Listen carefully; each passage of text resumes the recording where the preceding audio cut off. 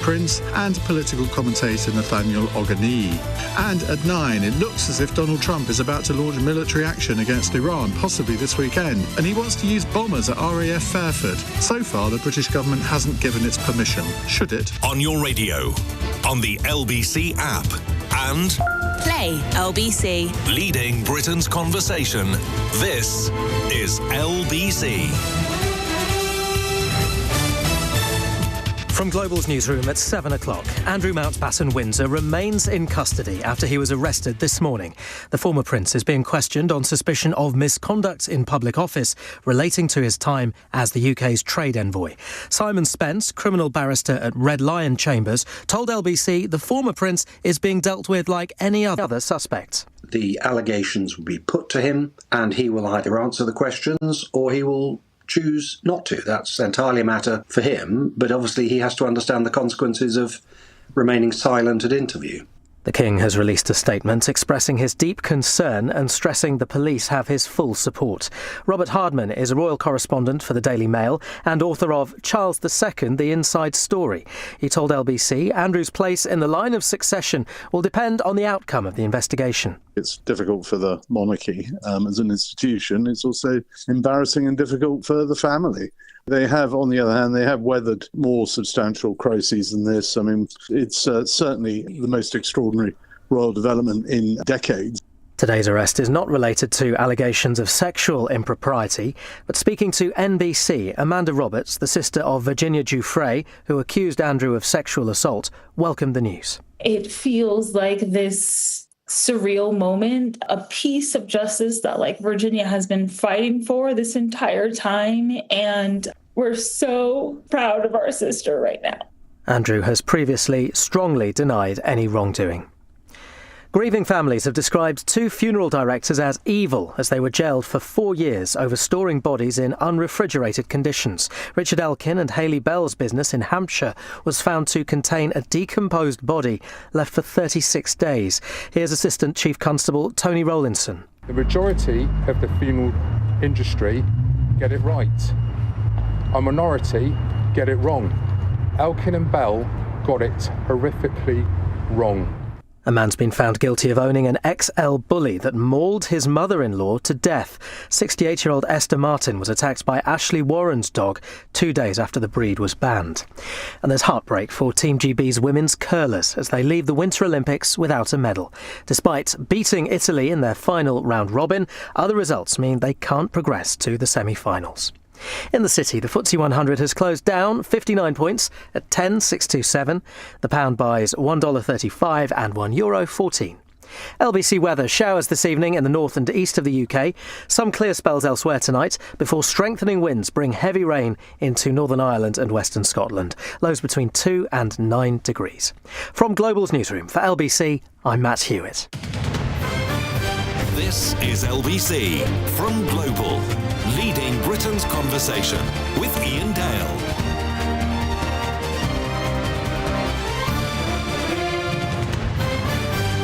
Hello, a very good evening. It's 4 minutes past 7 on LBC. I'm Iain Dale. Welcome to the programme.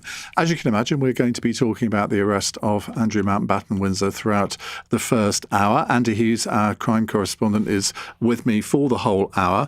And he's here. I thought it'd be really interesting to get the whole sort of crime and legal perspective on this, because I think a lot of people are maybe confused about some of the procedures.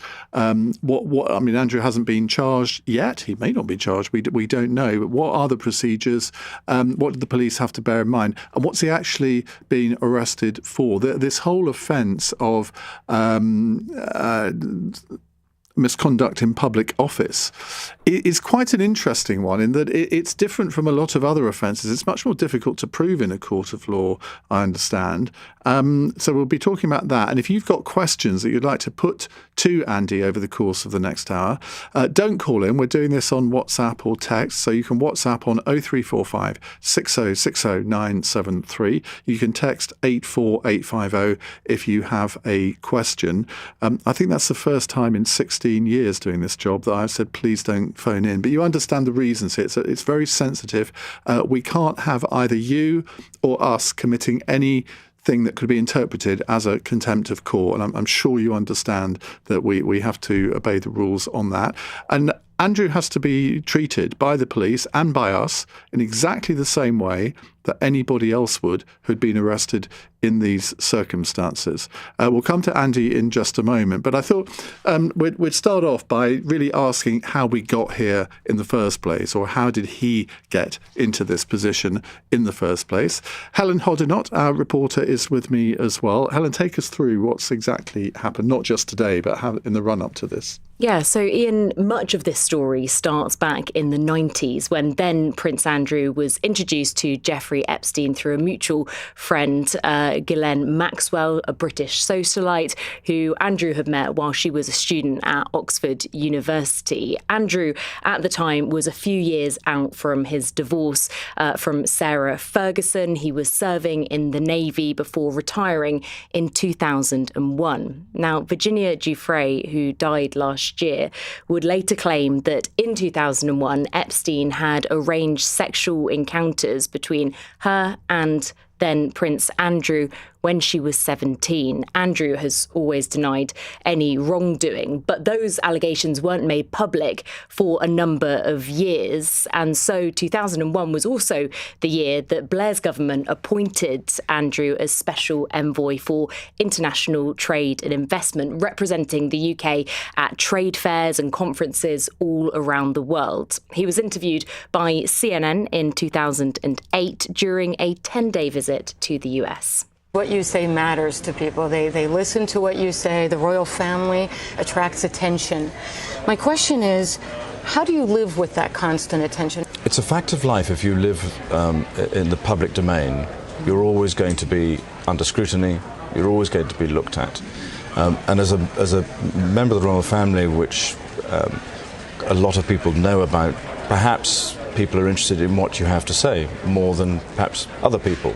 Now, 2008 was also the same year that Epstein was jailed for soliciting a minor for prostitution. He finished his sentence in 2010, but in 2011, it emerged that Andrew had visited Epstein after his release, after his conviction of that crime, and he ended up quitting his role as trade envoy. Here's Labour's Chris Bryant speaking at the time. I'm afraid he's now just become a national embarrassment, and my worry is that sometimes when he goes on these trips, I'm not sure whether he's helping us out or he's just helping himself.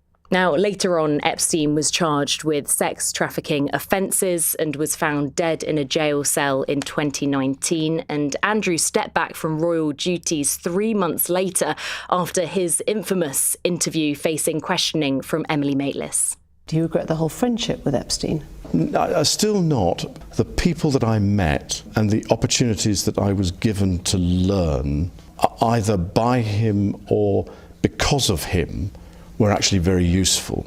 Now, in January 2022, after questions surrounding Virginia Giuffre's allegations intensified, the late Queen stripped her son of his royal patronages. He's always denied the allegations and reached an out-of-court settlement with Miss Giuffre later that year. But then in October last year, amid further questions about his links with Epstein, Andrew was then stripped of his royal titles, told to move out of the Royal Lodge, where he had, of course, lived for more than 2 decades. And then the Epstein files started to be released in December, with emails published this month appearing to show Andrew sharing confidential information with Epstein during his time as trade envoy. Now, he, of course, we should say, has always previously denied any wrongdoing over his connections to Epstein. He's not responded to LBC's requests on the specific allegations connected to the release in those Epstein files. But that brings us all the way up to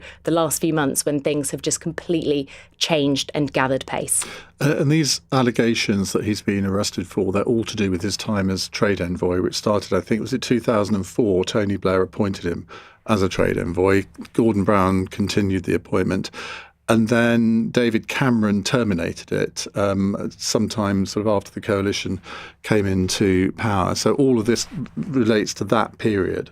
Yeah, and he was, very prolific as trade envoy. He did go to a lot of different functions all over the world. But it was in that period after the allegations were intensifying that he was being called out by politicians, and that's when he ended up being pressured into quitting that role. But the allegations link to emails that he sent during that time, potentially sensitive information, alleged to send it straight in some cases, alleged to have forwarded an email 5 minutes after receiving it about a trade trip to Jeffrey Epstein. And the allegations are what we think are linked to the arrest today. I remember talking about Andrew on the For the Many podcast with Jackie Smith one day. In fact, I think we talked about it several times, where she was industry minister in the Blair government and she had to sit next to Andrew at various trade dinners.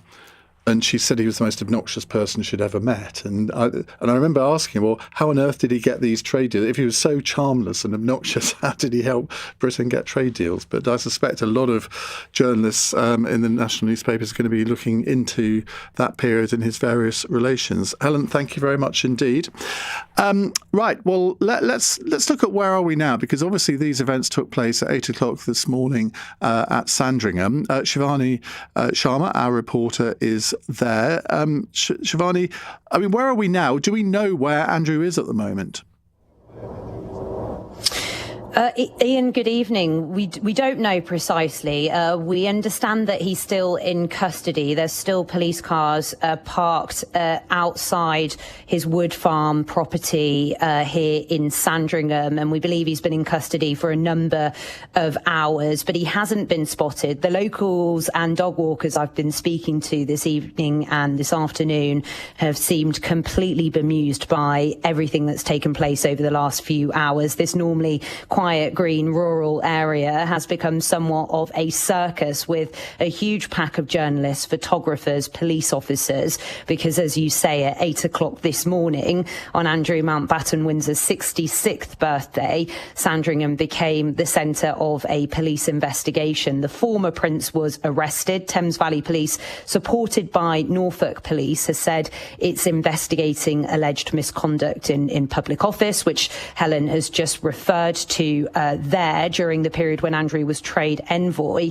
Officers, though, they turned up here in unmarked police cars. They arrested the former prince, who, as I say, we believe is still in custody. And officers have been searching Wood Farm all day, the property that he's been living in for the last couple of weeks, a much more modest property than he was used to living in when he was at Royal Lodge. And they've been searching his property and his possessions, things like computer equipment, files, photographs. The police haven't said much more to me, the police on the ground here, as you'd imagine. The actual property, Wood Farm itself, is somewhat protected by a private road, so it's closed off to the media and to the public. But up until now, Sandringham has been a safe space for the royals in many ways. It's where they come to get away from the hustle and bustle of London. It's a place they spend Christmas at. But as I say, now the centre of a police investigation. The King, for his part, has said the law must take its course, something we know has been shared by the Prime Minister too. Interestingly, we think the King wasn't given advance notice that Andrew was going to be arrested, but the Home Office was.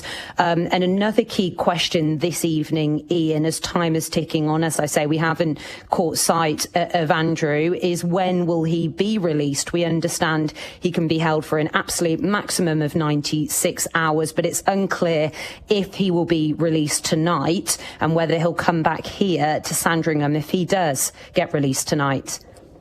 Shivani, thank you very much. If you need a bed for the night, by the way, in Norfolk, I know people. Let me know if you need some help on that front. Andy Hughes joins us. He is LBC's crime correspondent. A busy day for you, Andy, I imagine. So thanks for staying on to talk to us.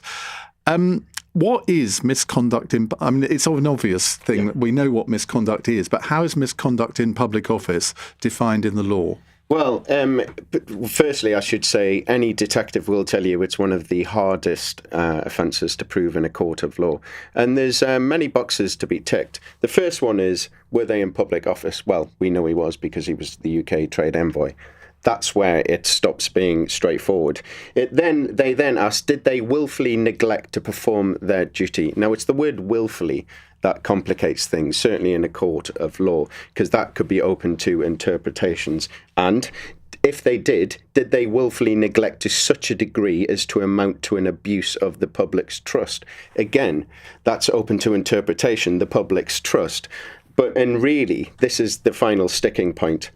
Did the suspect have any reasonable excuse or justification? So part of this process that is now underway is Andrew Mountbatten-Windsor will be asked what his explanations are for all of this correspondence that were leaked in the Epstein files and that the British authorities now have. So that's the key thing. What is his explanation? And this explanation will then be tested to the nth degree in a court of law if it gets that far. Take us through what the police will have said to him from the moment they knocked on their door. The door opens, presumably some sort of servant comes to the door. What happens then?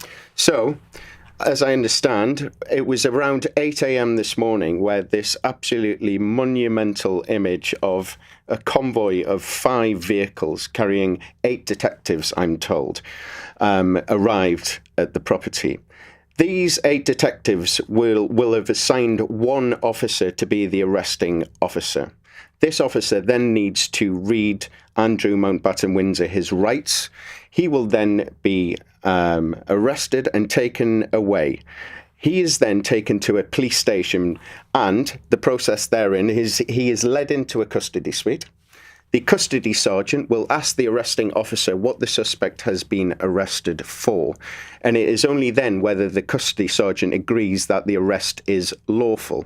It is at that point that Andrew Mountbatten-Windsor would be led to a police cell. These are very bare rooms. And is this like to be in King's Lynn or Norwich? It's likely to be very close to where he was arrested. So King's Lynn is probably the most likely, which is around 15 minutes away from the property. It's at that point Andrew Mountbatten-Windsor is offered legal advice. He will, of course, have his own legal team. He will then be led into a consultation room where him and his legal team are allowed to consult before any police interviews. And it's during those police interviews where the allegations will be put to him. Now, listen, it's up to the police what they reveal. Quite often they don't show their hands. So this will have all been planned meticulously, though. This isn't a case of the detectives felt last night that they had enough evidence to arrest. Something of this ilk, and how high profile this case they know will be, this would have been planned over many, many days. And how long is he likely to be there? And I mean, often when you see the police dramas, which I know they're dramas, but I mean, often the person who's accused of something is advised by their lawyers just to say no comment the whole time. Mm-hmm. I mean, how likely is that in this case, or can you not speculate? No, it's up to Andrew Mountbatten-Windsor and his legal team. Quite often, suspects say no comment, and it's entirely reasonable for them to do so. But they will also be told at that point, if you do reply no comment, if this does get to a jury, they may take inference from you not giving your account. So again, this will be discussed by that legal team. In terms of what the law allows, he's allowed to be kept for 24 hours and questioned for 24 hours. There are laws, for example, a senior investigating officer, if he feels that they're getting somewhere in interviews, and if he's given more time to interview the suspect, then that will get them closer to the truth. Then the senior investigating officer will speak to a superintendent or a inspector to ask for permission for another 12 hours. And then in very unusual cases, they can then go to the magistrate's court and ask for even more 24 hours. But this is usually reserved for cases of terrorism and murder. And that would mean that Andrew Mountbatten-Windsor would have to spend the night in the cell? Yeah, if he's kept 24 hours, he'll be kept in the police cell. So they wouldn't say, well, you can go home and come back in the morning?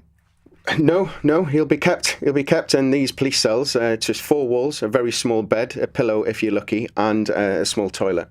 Because I think a lot of people believe, I mean, we've been talking about this on my Where Politics Meets History podcast with Tessa Dunlop, who we'll be talking to in a second, that a lot of people imagine that people in the establishment who are arrested in whatever circumstances, they get treated, shall we say, a little bit differently to the likes of you and I.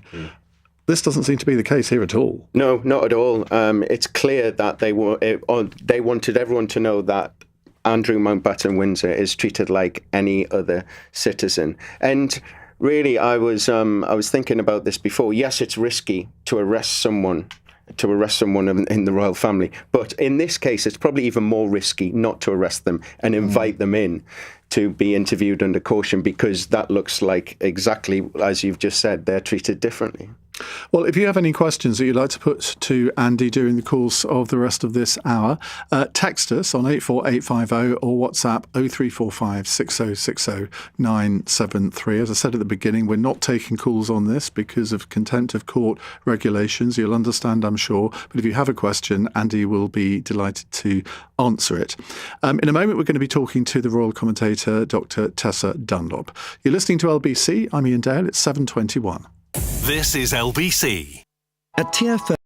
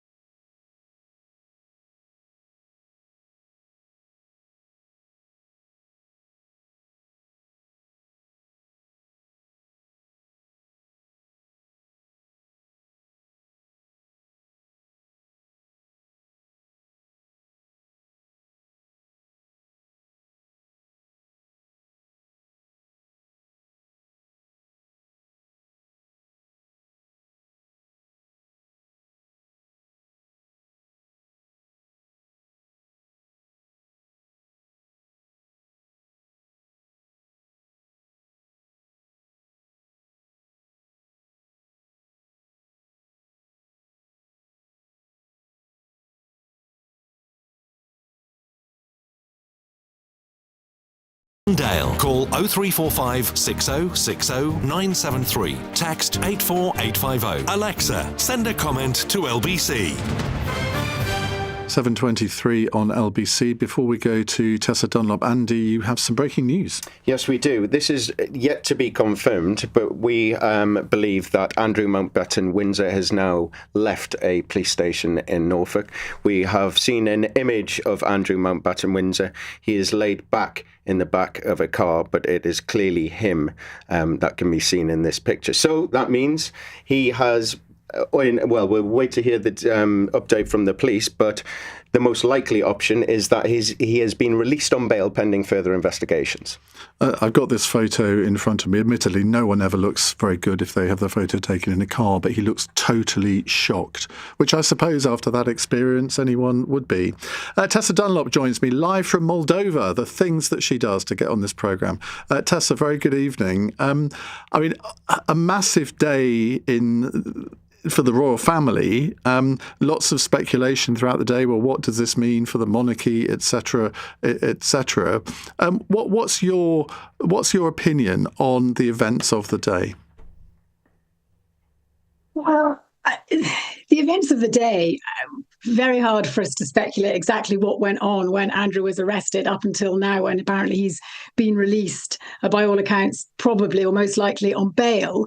But we can say broader, pulling the lens back, that whether hardcore royalists like it or not, this does have implications for the royal family. We know that everything, when it comes to royalty, moves at glacial speed.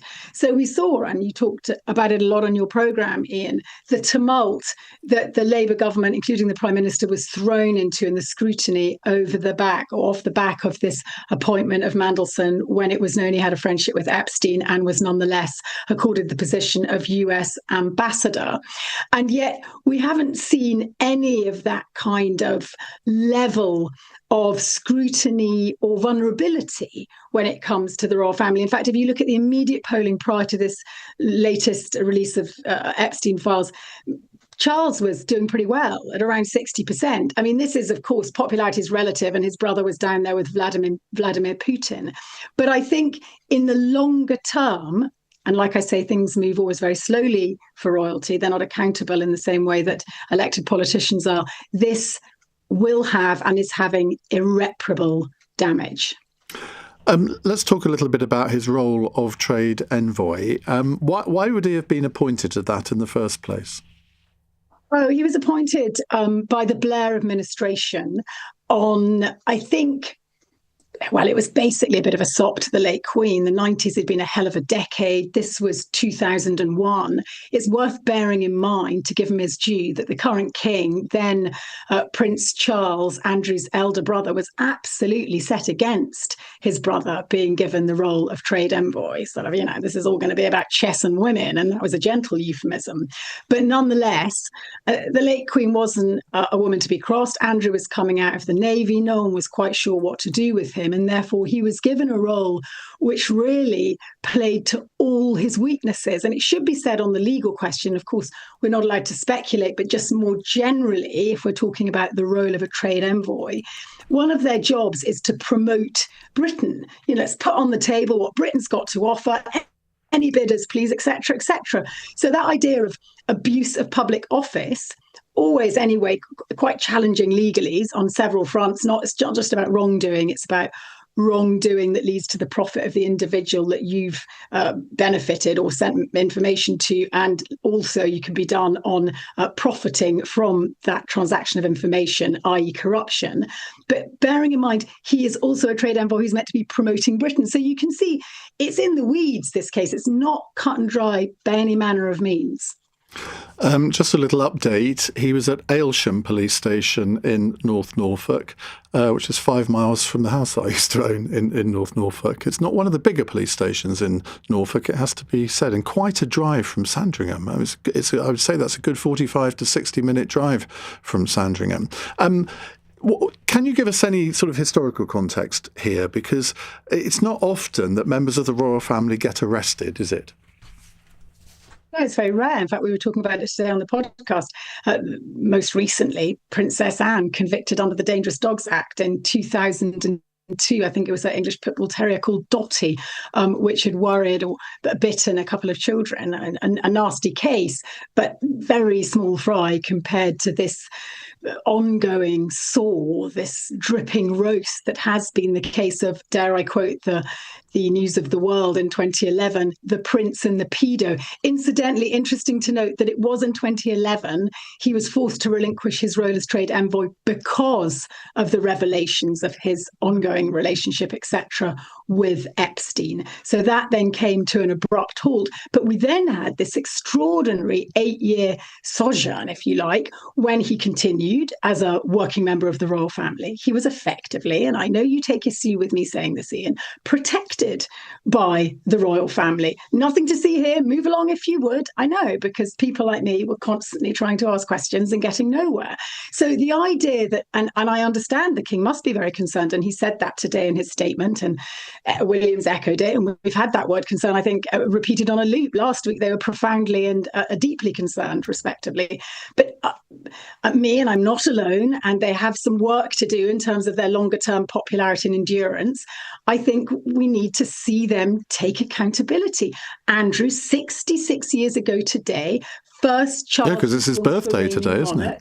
Yeah, first child to be born to a reigning monarch in over 100 years, born in Buckingham Palace. And let's not pretend, no matter how much we stumble around saying Mountbatten-Windsor, let's not pretend he's not royal. He remains 8th in line to the throne. He's more important even than you, Iain, and that takes some doing. Goodness me, Tessa, the allegations that you make. Well, if you want to hear more from Tessa Dunlop, she and I have been talking about this on our podcast, Where Politics Meets History. That episode will be uploaded onto your phones if you have a subscription to the podcast. It's free, by the way, at 1 a.m. tomorrow morning. Tessa, thank you very much indeed for joining us all the way from Moldova. Andy, we have a question from Michael. If there are any charges brought over the next couple of days, how long until the trial? Also, would Andrew Mountbatten-Windsor benefit from a magistrate's trial? Don't think that's going to happen. Rather than a jury trial, given that by this stage a jury may well be prejudiced. That's an interesting one, isn't it? Yeah, well, the offence is an indictable-only offence, so it has to be a judge and jury to decide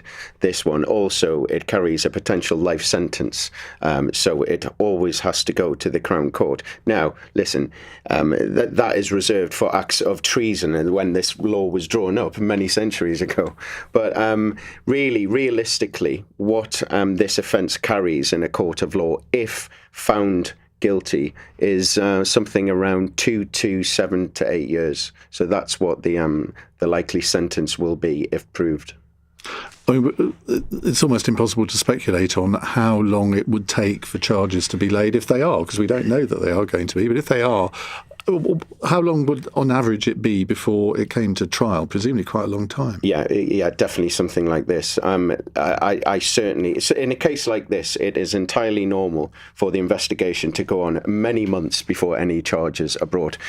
Listen, today was all about the gathering of evidence. Yes, he was arrested, and yes, it was a chance for the investigating officers to put the allegations to Andrew Mountbatten-Windsor. However, today really is about gathering that evidence and delving into the electronic devices, any hard copies of anything, because investigators will hope that that will open up a Pandora's box of information for them, not only for allegations of misconduct in public office, but other allegations that he is currently being investigated for. Well, Andy is staying with us. Your questions are coming in thick and fast. 0345 6060 973 on WhatsApp and 848850 on the text. We'll also be hearing from Emily Maitlis in just a few minutes' time. Of course, it was she that did that interview with Prince Andrew, or the then Prince Andrew. Was it back in 2019? And really, all of this stems from that, you could argue. It's 7:31 news headlines on LBC with Darryl Jackson. Andrew Mountbatten-Windsor has been released from police custody after more than 12 hours. He's left Aylsham Police Station in a vehicle after being questioned on suspicion of misconduct in public office, believed to be relating to his time as the UK's trade envoy. The King says the police have his full support and cooperation. In other news, a police chief has praised the bravery of his colleagues who donned helmets and shields to enter a house where a woman was killed by XL bully dogs in Essex. A man's been found guilty of owning them. And funeral directors who left bodies unburied at their business in Hampshire have both been jailed for 4 years. LBC weather: showers this evening in the north and east of the UK. Some clear spells elsewhere tonight before turning wet and windy in Northern Ireland and Western Scotland. Lows of 2 degrees. The LBC app. News your way. This is LBC. Radio.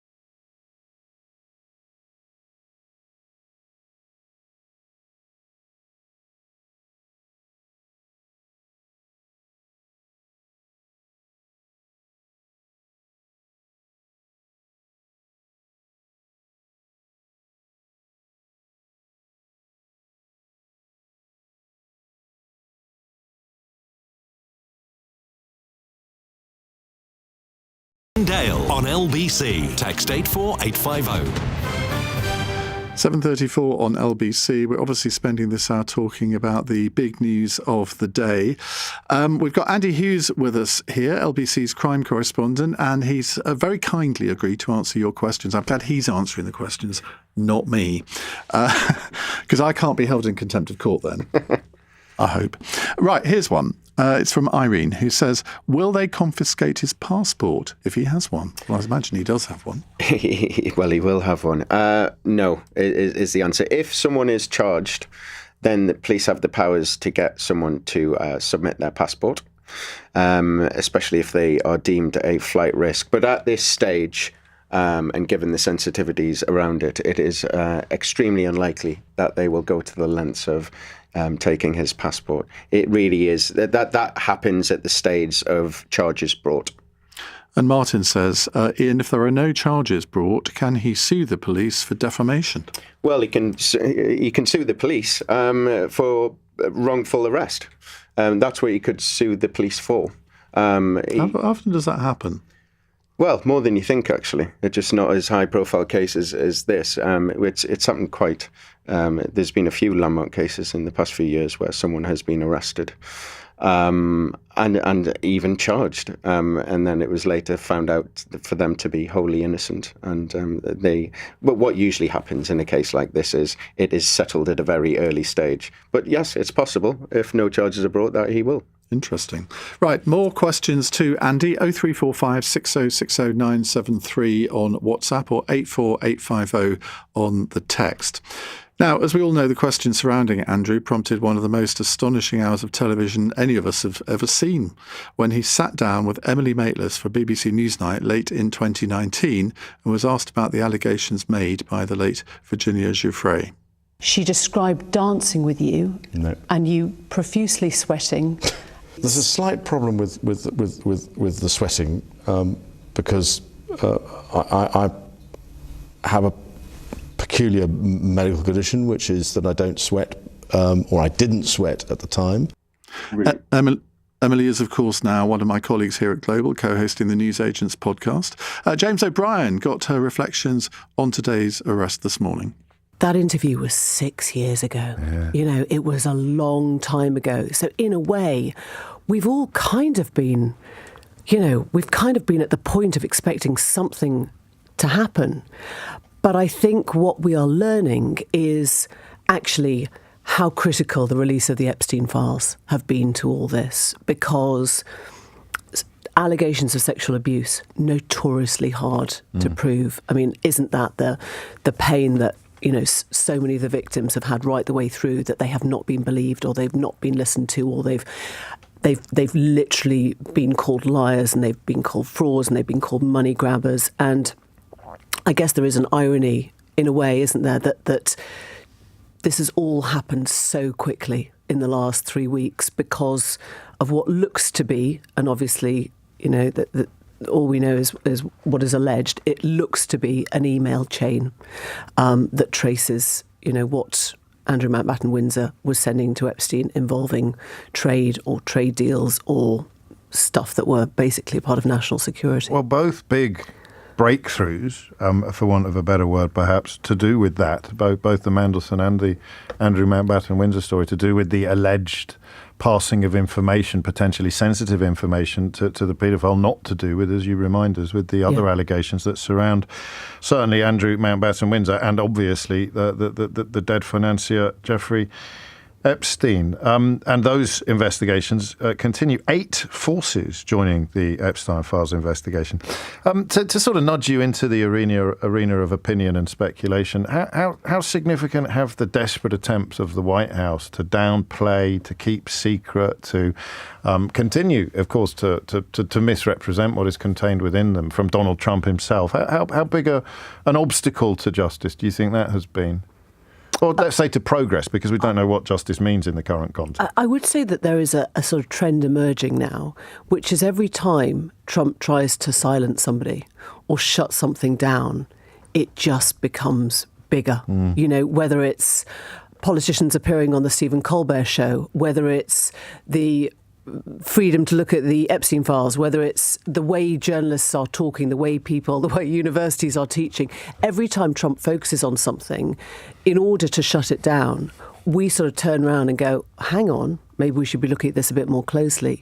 So I think there is definitely an argument that if Trump had not been quite so defensive about this, if he had stuck to his original sort of line, which was, talking to his MAGA base about the importance of getting this all out, J.D. Vance saying there is a network of paedophilia going on, we need to see it all.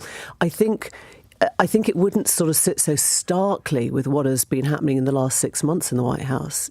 Pam Bondi's saying there's nothing to see here. Let's talk about the stock market as a case in point. What do we know about the process of release? And the answer to this may be nothing, but you're a lot more clued up on this than I am. Because this huge tranche of documents, millions of pieces of evidence potentially, and some of it was redacted, and then people discovered that it had been rather clumsily redacted, and they could run it through programs that would somehow remove the black. I mean, I think there are lawsuits going on right now. There are lawsuits going on because of the redactions. More seem to be covering up the men involved in the alleged criminality than the women involved who were the victims and the survivors. And so there are lawyers working for the survivors now who say, I don't understand. Like, this is the exact opposite. If you had planned something that would make victims of sexual abuse feel worse and feel their lives were in danger, this is what you would produce. And, I mean, we don't know if there was a calculation going on,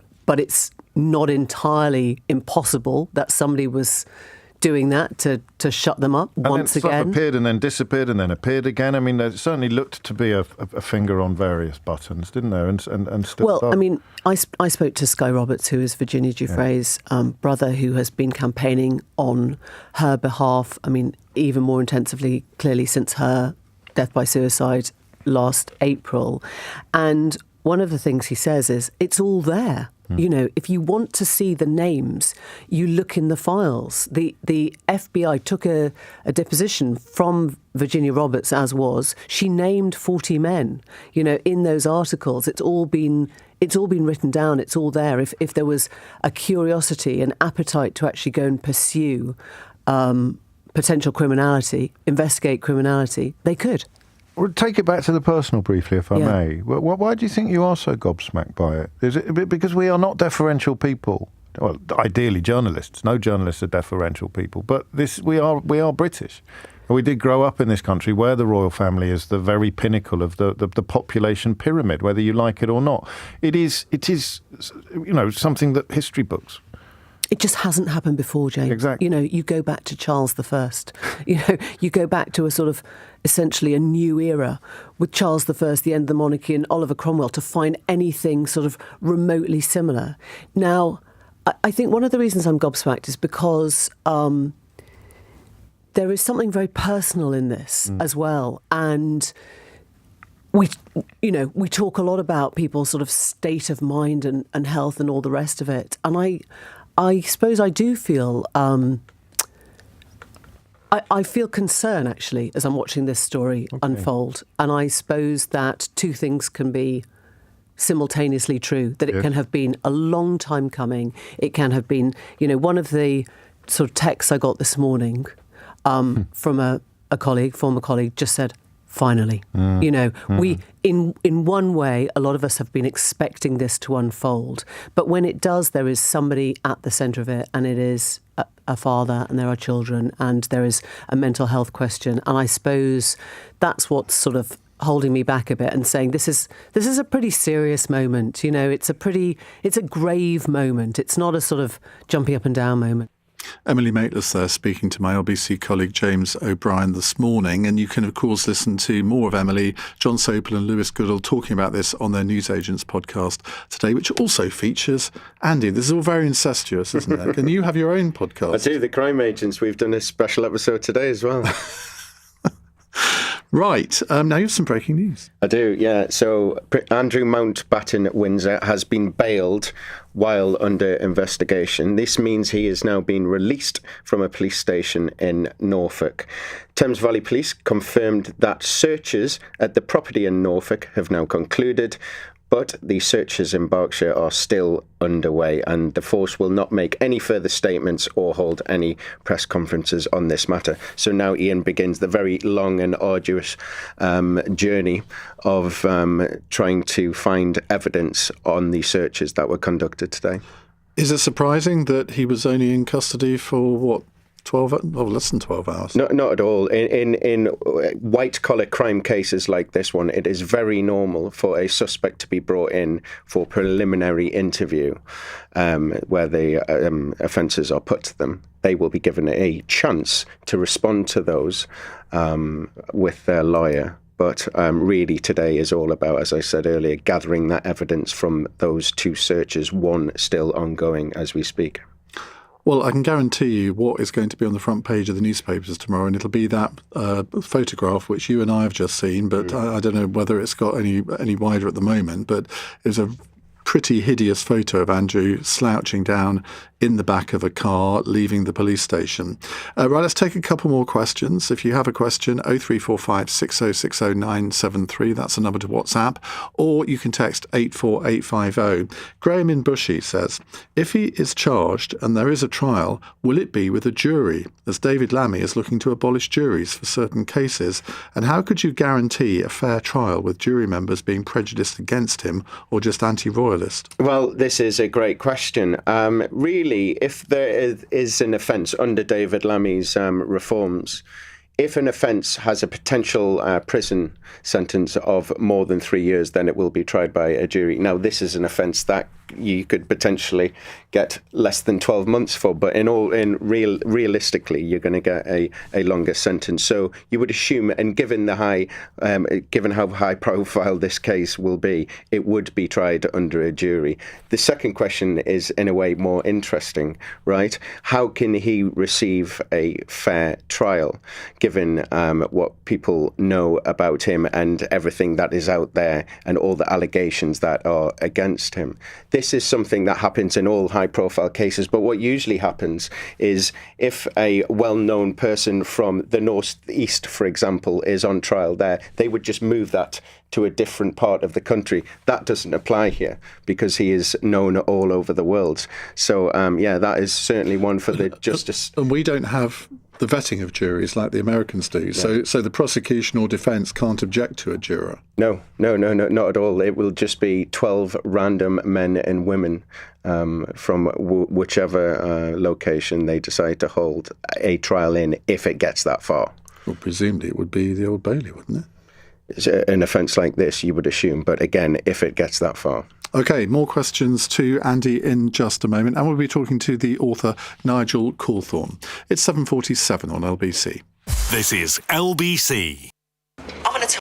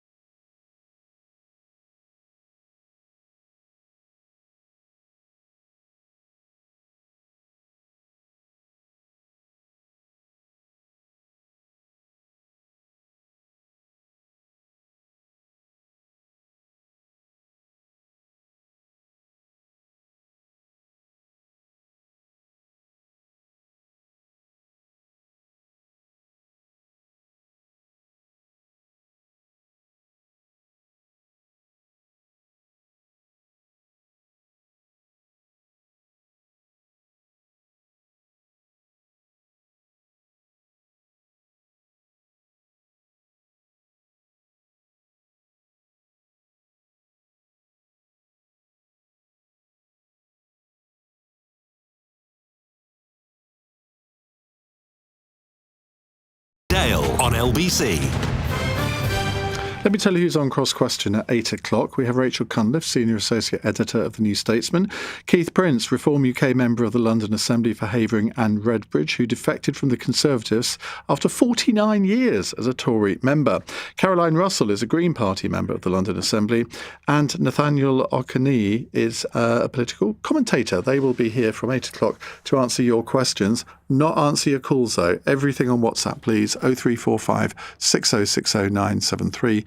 And you can text 84850. Andy Hughes, our crime correspondent, is with me. Robbie in Chelmsford says, if the police uncover evidence of other crimes while investigating misconduct in public office, can they then bring additional charges for other potential offences? Yes, absolutely is the short answer. And that's one of the reasons for this operation. And this is why this is such a monumental step, because this will allow investigators to get evidence that they otherwise wouldn't be able to get. So if there are, for example, any allegations or any evidence of any other crimes, for example, sexual offences, this will then be passed to the relevant teams and the relevant forces to investigate. It is actually quite common for people to be arrested, devices to be searched, email servers to be searched, and then further charges are then brought about completely unrelated offences. So it happens more than you think. Right. We'll come back to a couple more questions to you before the end of the hour, Andy, but I want to talk to the author Nigel Cawthorne. He's written books including Virginia Giuffre, Epstein's Masseuse Who Took Down the Rich, and Prince Andrew, Epstein, Maxwell and the Palace. So you can see why we wanted to get him on the programme today. Nigel, very good evening to you. How has it got to this point, and did you ever think it would? Having written those two books, you probably know more about this than most. Did you ever think it would get to this point where Prince Andrew would actually be arrested? No, I didn't, because the Metropolitan Police certainly have been refusing to investigate Prince Andrew's goings on for over 10 years now, and they've repeatedly reviewed the case and decided not to go ahead.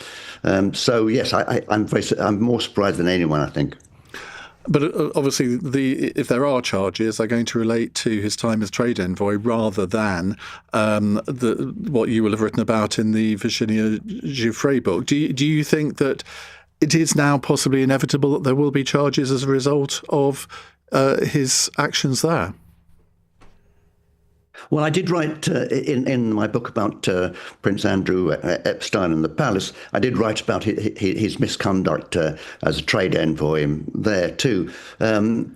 As your other correspondent just mentioned, that while they're investigating this, they may come across other things. Thames Valley Police said that they were investigating a trafficking incident allegedly involving Prince Andrew in 2010 as well.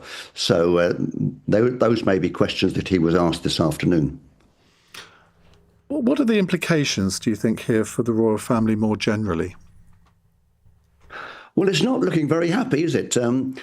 Because they've been on the back foot since the Emily Maitlis interview, and they've been pushed to remove titles and kick him out of his house, and it's they've resisted every step of the way. The royal families also seem to have chipped in to settle Virginia Giuffre's case in the United States, where she alleged that he raped her, and that cost a reported £12 million, which they had to put their hands deep in their pockets for. And I mean, there's the political aspect of this as well. Gordon Brown apparently has submitted evidence to various police forces. Nobody knows what that evidence is. So, I mean, do you think this is actually going to affect the political system in any way? Well, it's interesting that Andrew's arrest this morning seemed to coincide with Keir Starmer saying that he should at least testify to the US Congress, and that everyone should be treated equally under the law. Mind you, Cressida Dick, when she was Chief Constable of the Metropolitan Police, said that years ago and did nothing about it. Nigel, thank you very much indeed. That's Nigel Cawthorne there. His 2 books are called Virginia Giuffre, Epstein's Masseurs Who Took Down the Rich, and Prince Andrew, Epstein, Maxwell and the Palace. By the way, if you want to see that picture of Andrew that I was referring to earlier, it's on the LBC app and indeed the LBC website, lbc.co.uk. Right, let's finish off with a couple of questions to Andy Hughes, our crime correspondent. This one is from Jeremy. What would happen if there were documents on one of Andrew's devices that implicated a US citizen? Would the UK public hear about it, or would it be just communicated to the relevant US department where it would most probably be buried? Well, they would have to inform the US authorities because it would not be under the jurisdiction of the UK police. But it seems like the US Department of Justice and the authorities in this country are already talking to each other. So it would be fairly straightforward. There's already clearly been a line of communication between the two already set up and already in motion. And this is something that the US authorities will be asking the UK authorities if any evidence that they find implicates anyone over the Atlantic, then they want to know about it. Ed in Mitcham says, can I ask, will the police be able to access the Epstein files in the USA for further evidence? I suppose what he really means is the unredacted files. Yes, they can. And that's what the UK police forces have already asked for. The process is that the senior investigating officer of an investigation, they will then speak to the Crown Prosecution Service. They will ask the Crown Prosecution Service, do you agree that Andrew Mountbatten-Windsor or any other suspect has a case to answer? They will then draft a letter to the Department of Justice and ask if the unredacted emails and evidence can be transported over, because it is pretty much impossible for any authority to prove a case in the court of law just by redacted emails, which any defence could say this isn't real. But I mean, what if the US authorities, presumably the Department of Justice, said no? No, exactly, and that's perfectly that could happen. That could happen. It's up to the US authorities what they release and when. It's out of our hands. So Donald Trump could be riding to Andrew's rescue. That's the implication of that. Yes, read into that what you will, but it's up to the US authorities what and when they release. But Of course, it's worth noting that Andrew Mountbatten-Windsor's denied any wrongdoing. James says, following on from the question about a jury trial, were Andrew to have a face-to-face, can any jury comprised of members of the public really be said to satisfy the idea that a defendant be judged by their peers? Are members of the public Andrew's peers in any meaningful way? Well, as we've seen in the last 12 hours, that Andrew is being treated like any normal citizen, and that is how clearly the justice system will treat him, and that's certainly how the police are treating him at the moment. But it's interesting about, can a normal member of the public be seen as his peer? Because his peers would be other members of the royal family, I suppose. And we don't think they'd want to serve on a jury. Andy, you've had a very long day. Thank you for staying to talk to us. Really appreciate it. Pleasure. Coming up in the next hour, it is Thursday's Cross Question. Rachel Cunliffe will be joining us, Senior Associate Editor of The New Statesman. Keith Prince, Reform UK member of the London Assembly for Havering and Redbridge. Caroline Russell, Green Party member of the London Assembly. And Nathaniel Okaniyi, who's a political commentator. Now, we're going to take all sorts of different subjects in this hour. You could talk about the first meeting of President Trump's Board of Peace, the fact that he apparently fell asleep in the middle of it. Can you believe that?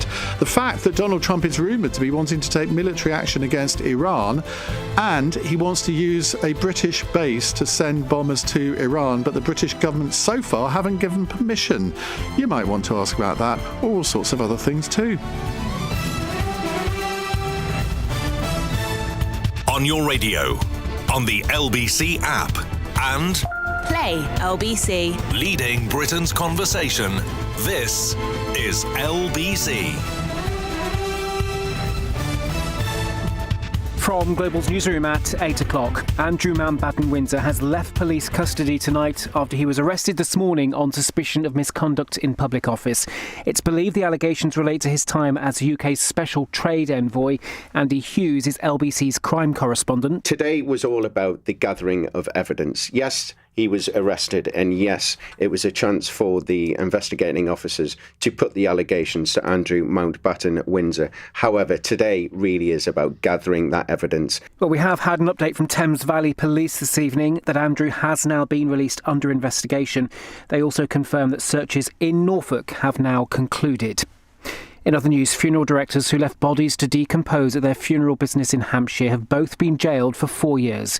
One body was left lying unburied for 5 weeks. Detectives are going house to house after a man died in a stabbing in Northampton yesterday. A teenage boy is also critical in hospital. And Team GB's women's curling team won't be in the semi-finals at the Winter Olympics. It's because Canada and the USA have both won their final round-robin matches. In the city, the FTSE 100's closed down 59 points at 10,627. The pound buys $1.35 and €1.14.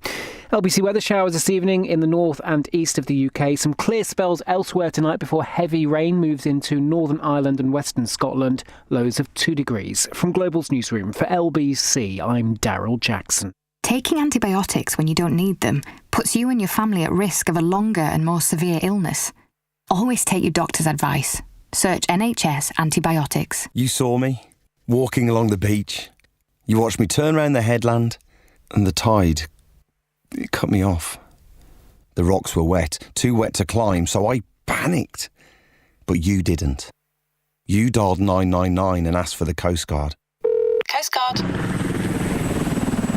And I just want to say, whoever you are, thank you.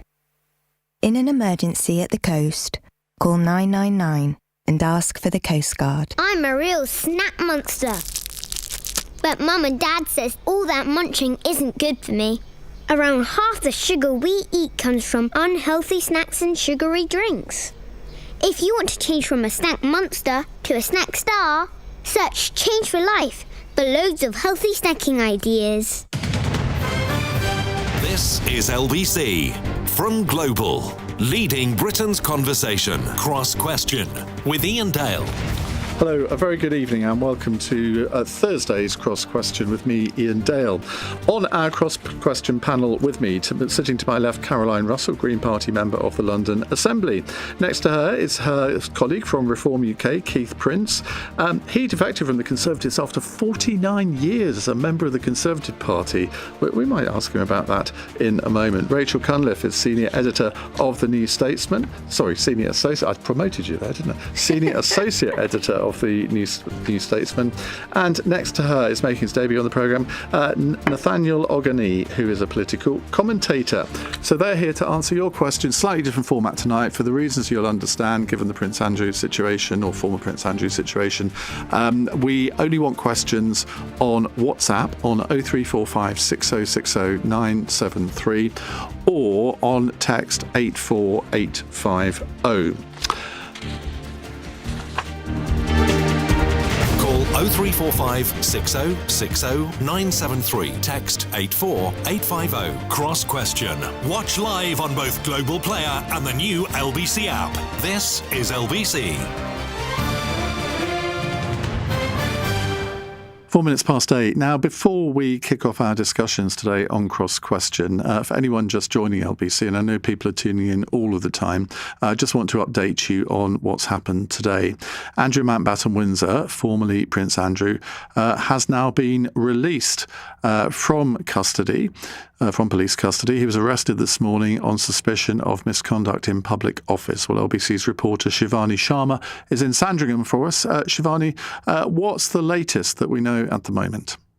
Iain, good evening. Well, they say a picture speaks 1,000 words, and that's not a photograph I'd imagine Andrew Mountbatten-Windsor wants out there. He's been photographed in the last hour or so, seated in the back of a black car, clutching his fingers together, slouched down. His eyes almost look like he's completely stunned because we know he's now been released from a police station in Norfolk, about an hour's drive from his Sandringham home, where I would guess he's heading back now. now, 12 hours on from when he was arrested, where all of this started. And there's obviously been immense interest over here in Sandringham throughout the day. Photographers, journalists, all here, officers all around the estate as well. As I told you before, locals and dog walkers keep turning their heads trying to figure out what exactly is happening here. But we're now waiting to see what happens next, whether Thames Valley Police will release another statement beyond what they've already said, which is, of course, that Andrew was arrested on suspicion of misconduct in public office, in reference, of course, to those alleged sharing of confidential documents that he denies when he was trade envoy, and whether the police intend to take further action against the police. As I say, Iain, Andrew denies all allegations of wrongdoing. Shivani, thank you very much indeed. That's Shivani Sharma reporting from Sandringham. We can actually take calls on non-Andrew subjects, because the reason that we can't take calls on Andrew is the risk of contempt of court. I know nobody would deliberately do that, but it is a fail-safe. But if you've got questions on other subjects, and there are lots of other subjects in the news today, all of which have been completely eclipsed by the Andrew headlines, we'd love to hear from you. 0345 6060 973. That's the number to WhatsApp, and also to text on 84850. So the first question comes from Gabriel in Suffolk. If Trump wants to finally bring down the evil regime in Iran, shouldn't this country be proud to help him do it? Now, it's been widely reported this evening that the British government has not yet granted permission for US Air Force jets based at RAF Fairford in Gloucestershire, or at the RAF base on the island of Diego Garcia in the Chagos Islands, to be involved in any airstrikes against Iran. And the Times claims that this is what prompted Trump's outburst about the Chagos Islands deal, which we saw on Truth Social last night. Rachel, let's come to you first on this. This has echoes, you won't remember, well, I'm sure you've read about it, but I think back to 1986 when Margaret Thatcher allowed US planes to take off from US air bases in the UK to bomb Libya, which proved as a hugely controversial decision that she made on that. What's your view on whether we should allow America to do the same now? Well, I don't remember 1986, I'm afraid, but I do remember the Blair government and the decision to go into Iraq with George W. Bush, and actually the Blair documentary, in a very timely coincidence, is out this week and shows the dangers for a UK Prime Minister in following a US President blindly when it comes to foreign policy and wars in the Middle East. The UK position on Iran is very much aligned with the US position in much of the Western world, which is that Iran must not be allowed to develop a nuclear weapon. But given the lack of information, the lack of a sense of what would come next after a US airstrike, and the volatility of the current US president, you can see why a UK government would be cautious, especially if the president is taking to his own social media platform to undermine British foreign policy decisions at a moment's notice. And also we have a government that is run by a former human rights lawyer who's big on international law. The Attorney General is also big on international law, and you can imagine that they are taking legal advice very, very seriously in this matter, because if the UK were to allow the US to use those bases, they would be under international law as responsible for those decisions, and if they were proved to be illegal, there would be consequences for that. I'm not quite clear as to whether the motivation of these attacks, if they happen, would be to further destroy any nuclear facilities, which I think they said they already had done, or to support the protesters who've been protesting since Christmas. Or is it simply to distract from the many domestic challenges? Oh, Rachel, how could you? I was just a suggestion. Such a cynic. Just a suggestion. Nathaniel. When it comes to Iran, I think there's a 10-day timeline that President Trump has given when it comes to the UK deciding whether we should back the US in their strikes. I think that question is almost downstream of our own domestic defence arrangements. I think for us to have a strong voice abroad, we have to have a strong defence here, right? We have to fund our army and our military more broadly, appropriately. Starmer promised a defence investment plan, but we've yet to see that. Officials don't really know what the priorities are. Private sector firms, whether they're in financing or the supply chain, don't really know what the priorities are. So really, if we turned around and said, yes, we'd like to support, we may not be able to provide that support. So I think it's just a question of permission for the US planes to take off from British soil. Yes, that's fair. But I think the sort of broader question, or the bigger question, is about sort of what is our standing abroad? What is our standing internationally? What can we do? And that question comes down to, how well do we fund our army? How well do we fund our military? Where do we get that funding from? But a few weeks ago, RAF planes were supposedly heading for Qatar, to the American base there, to support America going into Iran if that were necessary. So there's very conflicting signals being sent here, aren't there? Well, somewhat. The US is our ally, and so we generally would like to support the US. I think that's generally the position that the UK has taken. I wondered whether I was going to be the first person to start talking about Iraq, but that's we generally like to support the US where we can. But also, I think we should be trying to prevent unnecessary wars where possible. And so, the influence we have on the US and the decisions they take, I think, is somewhat dependent on how reliable we are seen as an ally, and that depends on us funding our army and our defence more broadly properly. Caroline Russell from the Green Party. Well, I mean, we're living through a really unprecedented time with Trump being extraordinarily unpredictable in terms of foreign affairs. We've seen what happened with the president of Venezuela. We've seen what's happened with Greenland.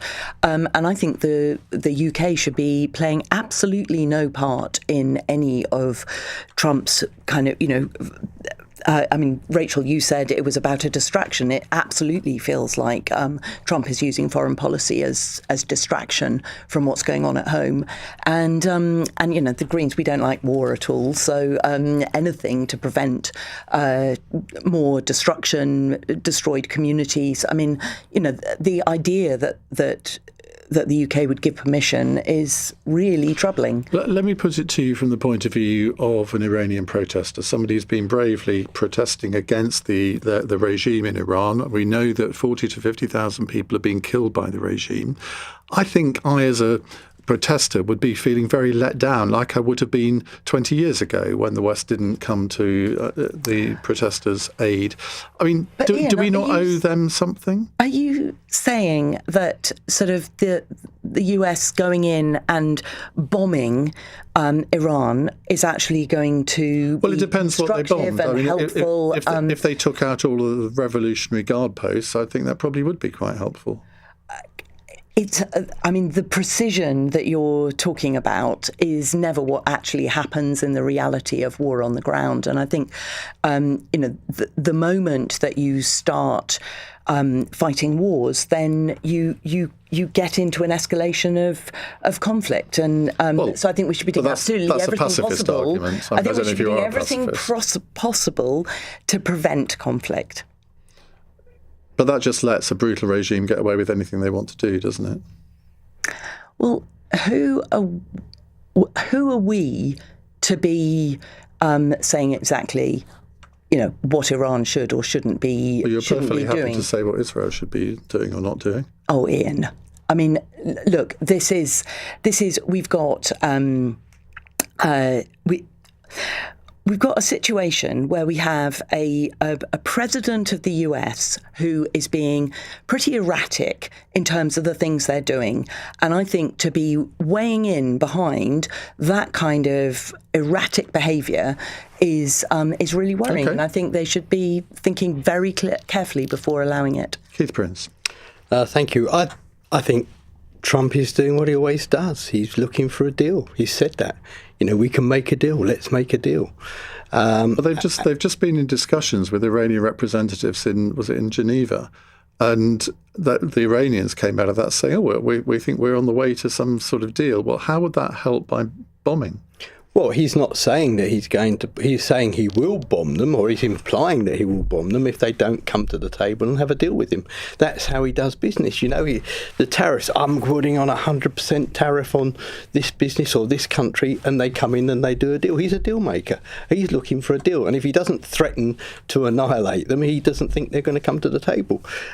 Talking of the table, could you stop banging the table? Unfortunately, or fortunately for him, people know he is mad enough to press the button. So it's a very good threat to make. And what should Britain's role be here? I mean, if the US president asked the British Prime Minister for permission to take off from RAF Fairford to carry out this mission, normally the British Prime Minister would say, absolutely, go ahead. Well, I mean, we don't know what Keir Starmer's going to say, and it doesn't matter what he says today. It doesn't matter what he says today because he'll change his mind tomorrow. Well, cheap shot, but what would you say? I think that. Well, I don't even see how do you stop the planes taking off anyway. You know, he can say, "Well, no, we're not going to agree with that," and Trump's going to say, "Well, we're leaving. Thanks very much." How is he going to stop the Americans taking their planes off from wherever? And I think he will. That's the question that Gabriel is asking. Okay. Should the Prime Minister say no? I think he will ultimately say yes. I'm saying, what do you think? Should he say yes or no? Well, I think that if the Iranian government want to continue their pursuit of having nuclear weapons, which I think is unacceptable, then yes, he should say go. Okay. Right, we'll take more questions in just a moment. 0345 6060 973, or you can text 84850. It's 16 minutes past 8. LBC. Sunlight.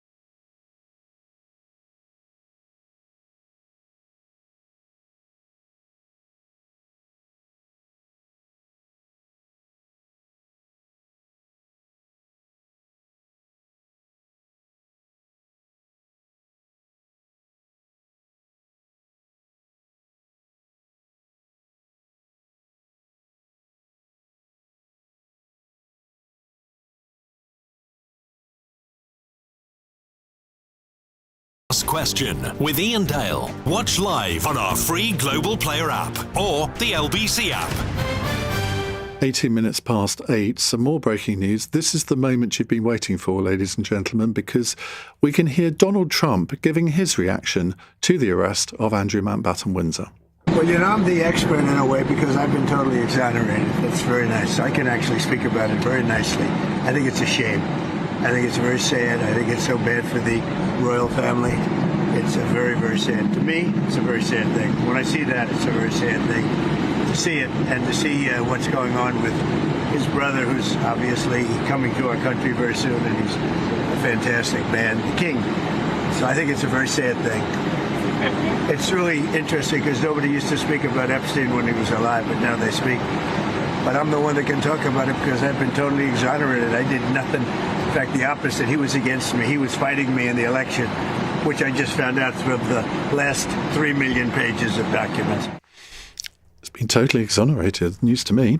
Right, on our panel for Cross Question, we have Rachel Cunliffe, Senior Associate Editor of The New Statesman, Keith Prince, Reform UK Member of the London Assembly, Caroline Russell, Green Party Member of the of the London Assembly, not the Russell Assembly yet. It could be one day, you never know. It could be named after you. And Nathaniel Ogany, who is a political commentator. Right, the next question, it comes from Jenny in Leeds. While he's starting one war in the Middle East, how can we trust Trump to bring peace to that very same region? Now, his Board of Peace has met for the first time today with the US president declaring that it will straighten out Gaza and make it successful and also peaceful. The US itself has pledged $10 billion towards the rebuilding of the territory, while other nations which have signed up to the board have agreed to contribute more than $7 billion.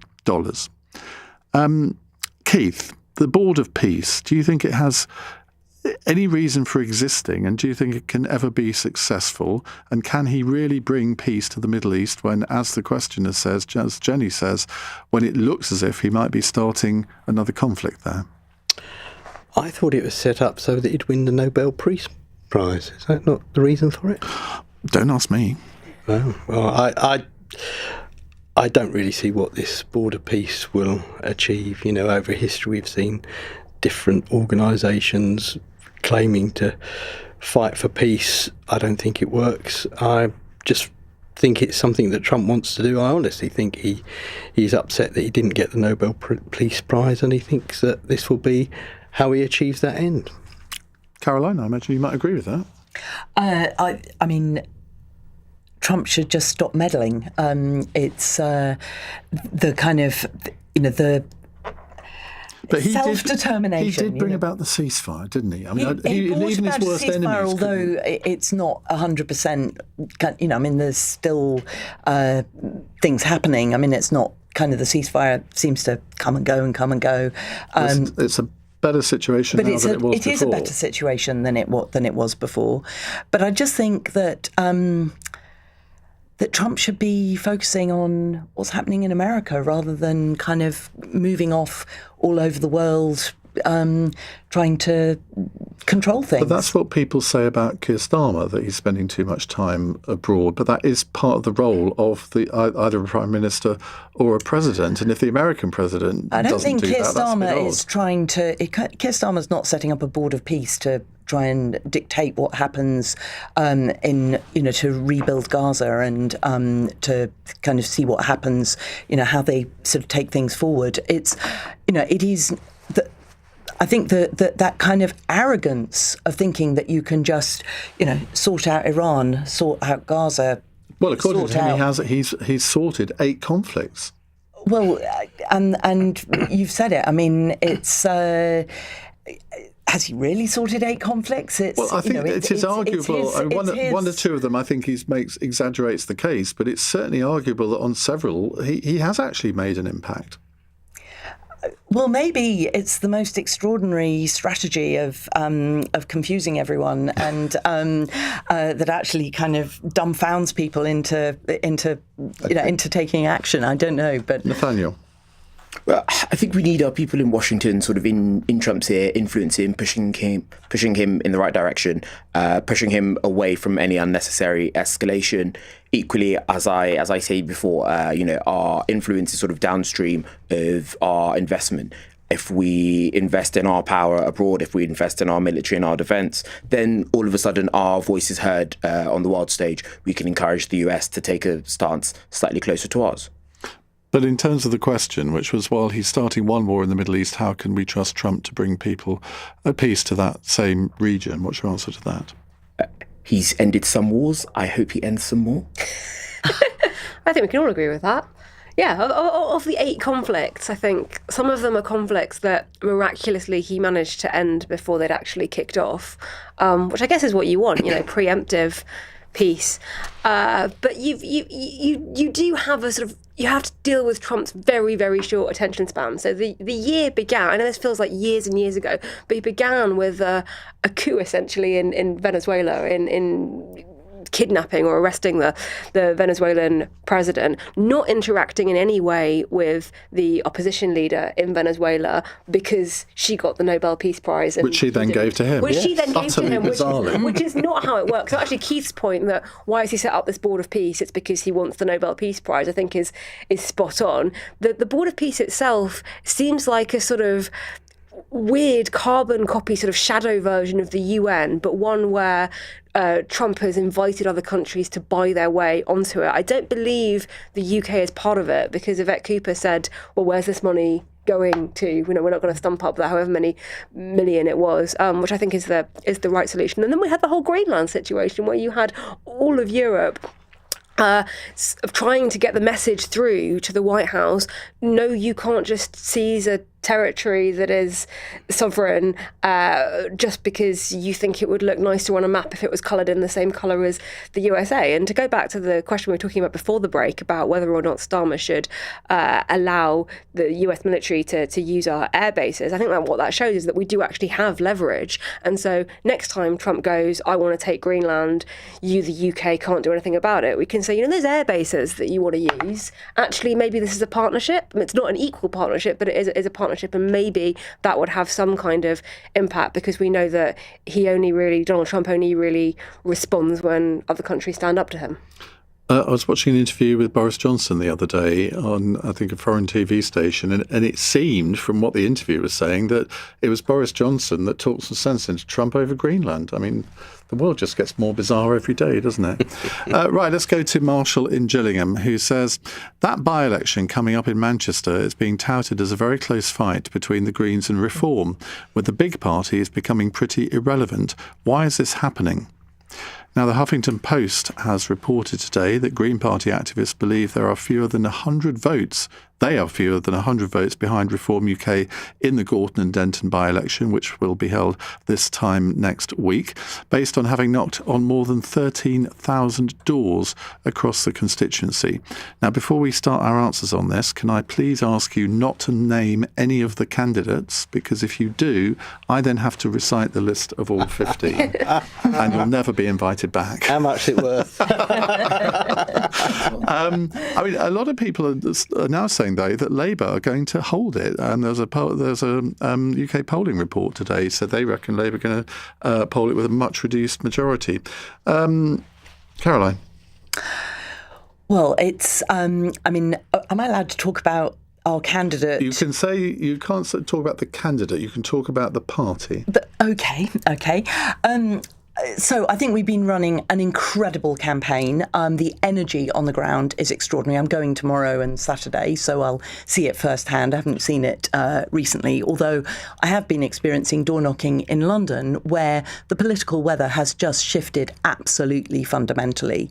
And people are very disappointed by Labour and very open to voting for the Green Party. So if that is being extended across what's happening in Gorton and Denton with a very enthusiastic and people-filled campaign, which is what the Greens have, you know, there's sort of like 2,000 people turning up and kind of huge numbers of campaigners ready to go out door knocking, big sort of crowds of like sort of 250 to 400 people. It's, you know, there's an energy around the Green Party at the moment that allows us to do much more than we used to. So you can leaflet a whole constituency by hand in a day, and that's that means with our bigger membership that we're able to really punch above our weight.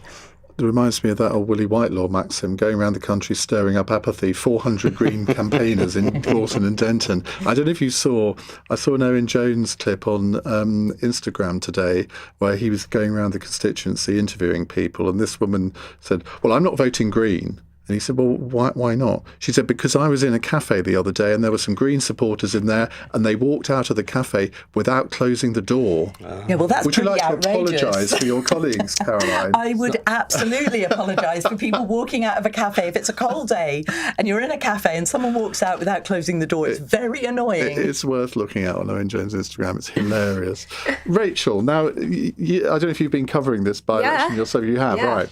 It's fascinating. I sat in on a focus group last night, specifically with Muslim voters in Gorton and Denton, which is such a fascinating constituency because in demographic terms, you've got a number of distinct voter groups, and it was very heavily Labour, but you had a student vote, you had a Muslim vote, you had a white working class vote, and now they're all fracturing in different directions. The reason I think this is really fascinating is because it's the first time we've seen basically what seems to be a three-horse race. They seem to be pretty equal. All the pollsters I've spoken to have said it's too close to call, don't even try. But we're going to see the reality of whether voters who know they don't want reform will vote tactically for Labour or the Greens to keep out reform, regardless of their own political preference, whether they know whether Labour or the Greens is the candidate most likely to take on reform.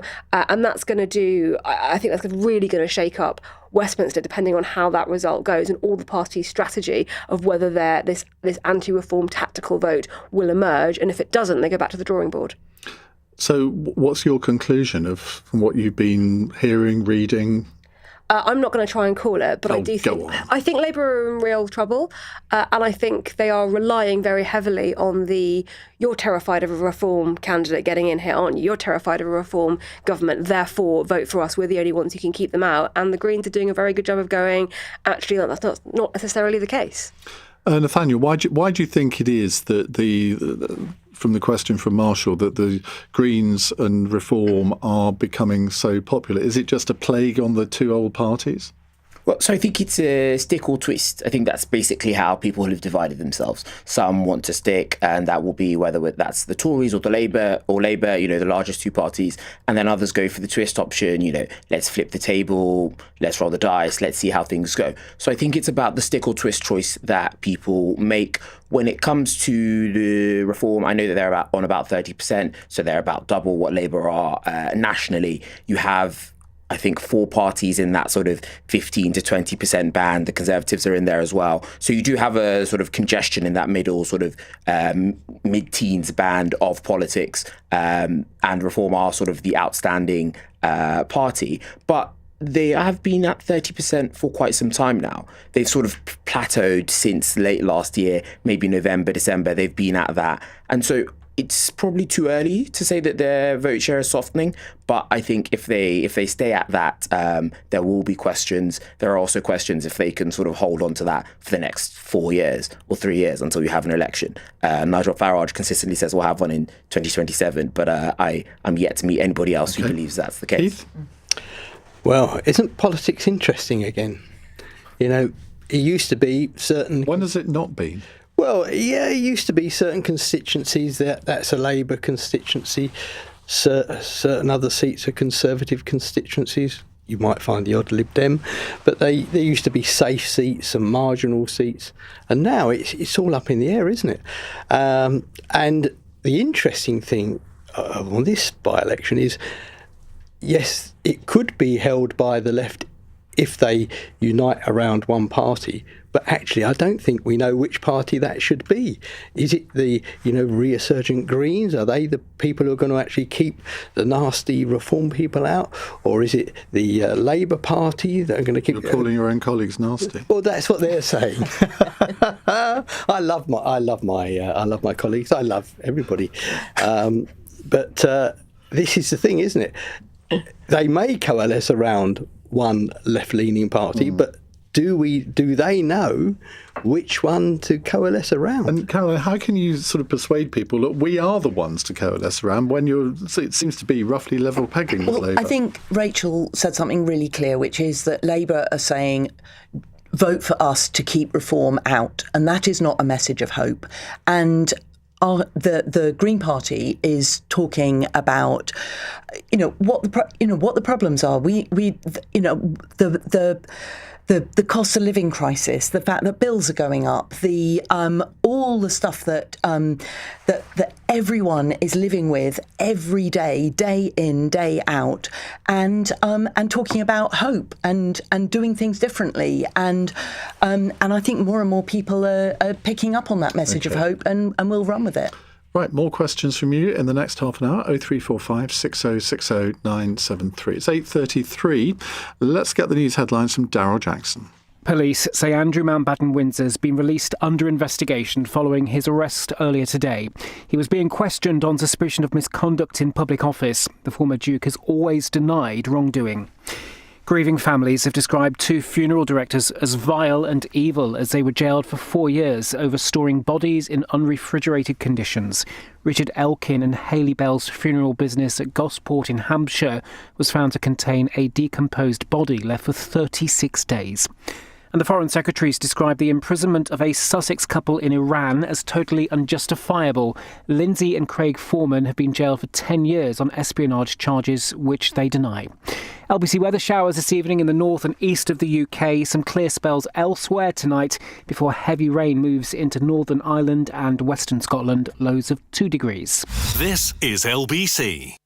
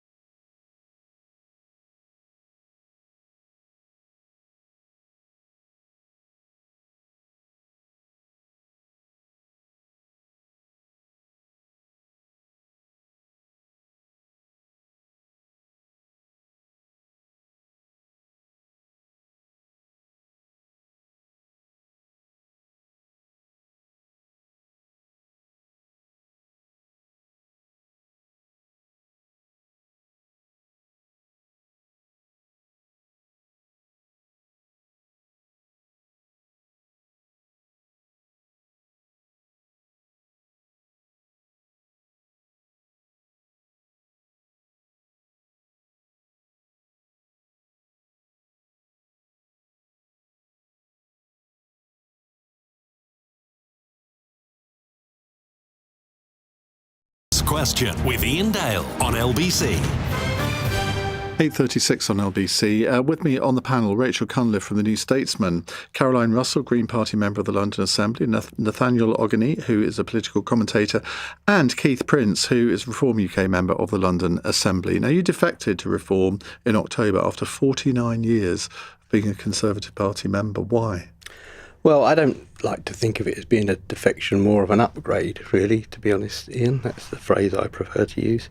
When I joined, like a civil partnership to a marriage, then? Maybe.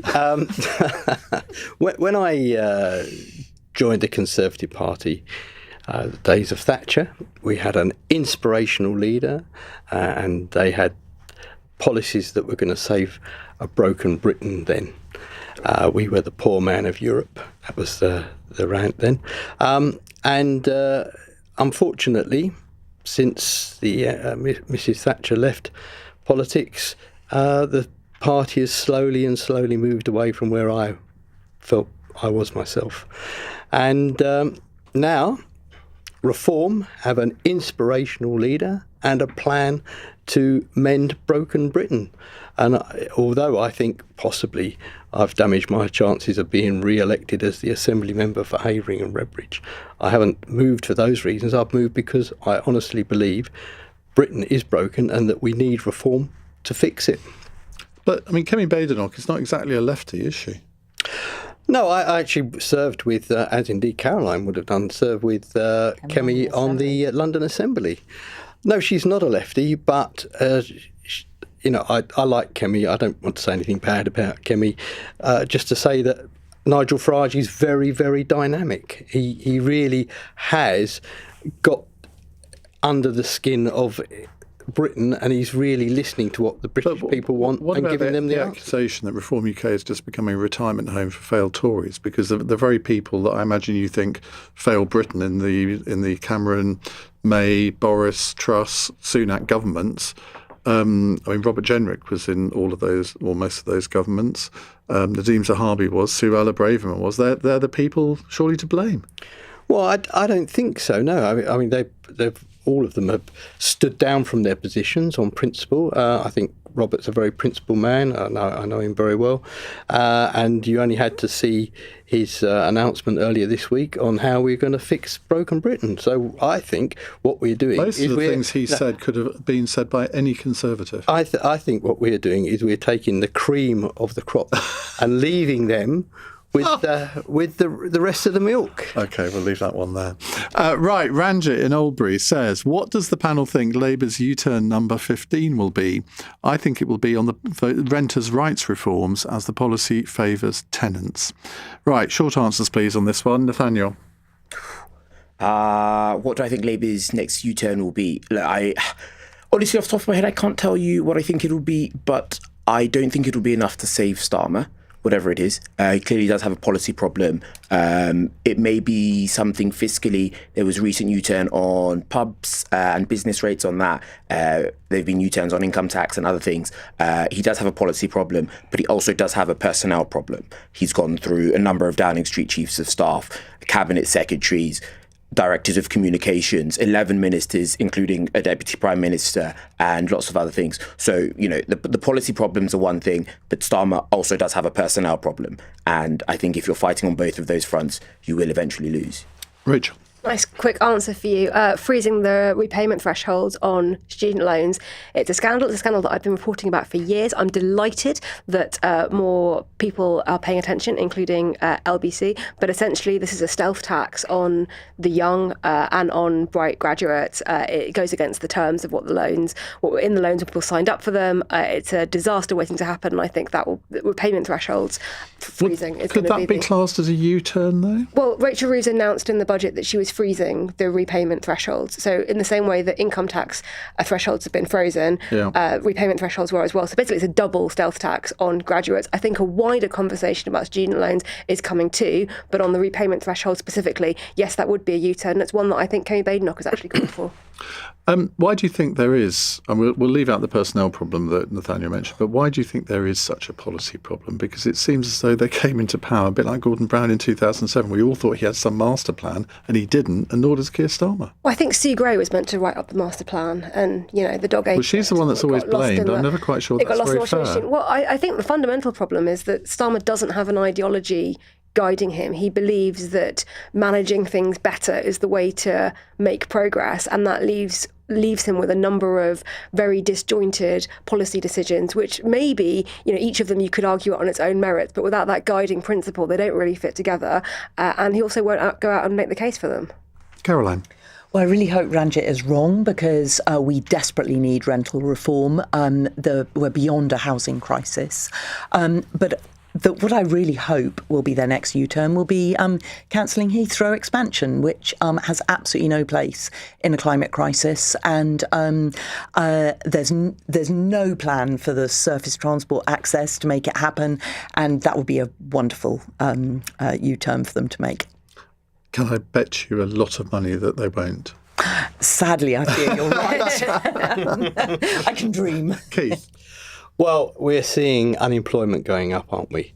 And we know that's a direct result of Rachel from Accounts policies. So I think they're going to have to look at business rates. I think they're going to have to look at income tax because, especially with the young, unemployment is going up enormously. And that is going to be a problem, isn't it?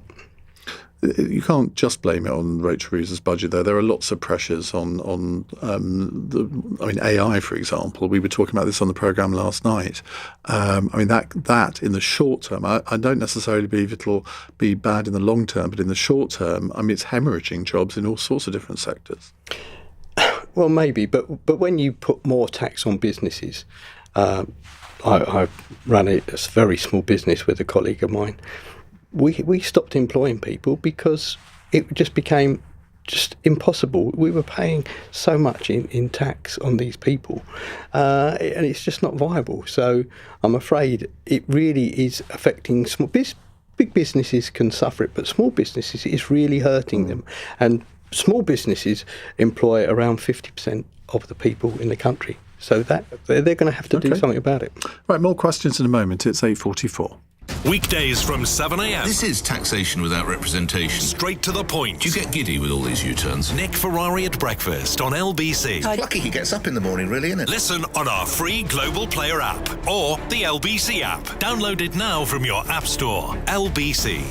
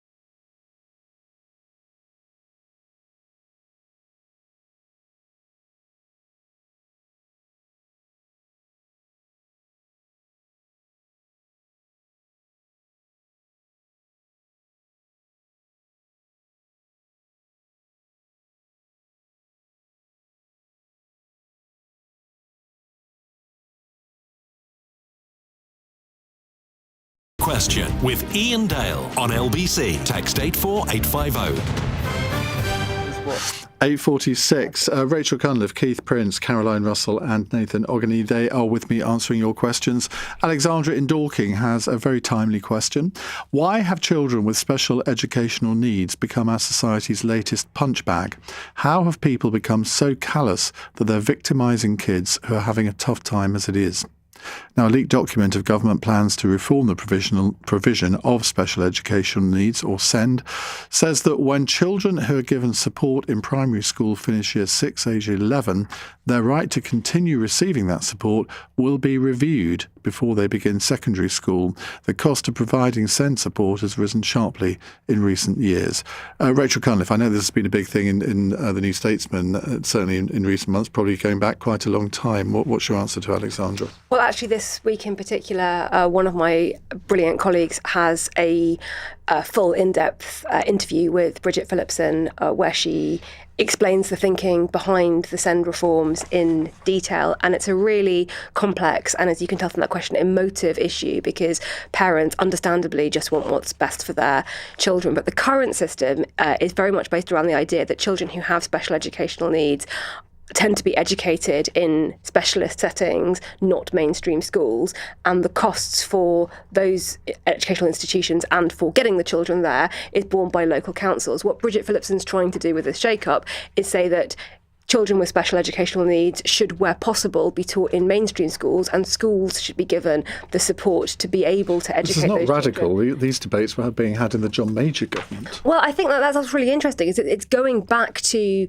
the educational policy of the 90s and just undoing what the Conservatives did, which led to more and more children being educated away from mainstream schools. And I think you can argue it both ways. And obviously there will be some children who need to be educated in a specialist setting. But the idea of giving schools the resources and the tools to support children as much as is possible and to have them taught alongside their peers rather than being carted off to an institution that could be miles and miles and miles away from their home, I think that's valid. But a lot of the parents who have children with SEND, they are really worried that this is all about cutting budgets. Yes, and the really key thing for the government is to not allow this to become similar to the welfare reforms, where there was a strong case, and you heard this from the left and the right, a strong case for reforming welfare, but it couldn't be about saving money. It had to be about looking at the system and what could be done to make the system work better rather than just saving cash. And I think Labour has learnt from that experience. Bridget Phillipson has been meeting with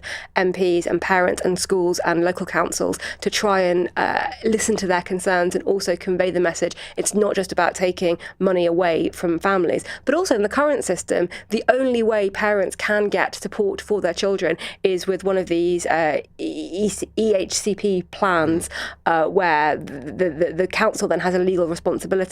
What Bridget Phillipson, I think, is going to be arguing, we'll see the full details of it next week, is that parents should be able to access support for their children's educational needs in schools without needing to go through that very convoluted legal process. So we'll have to see what the paper looks like next week. But it's understandable that there are very strong feelings around it.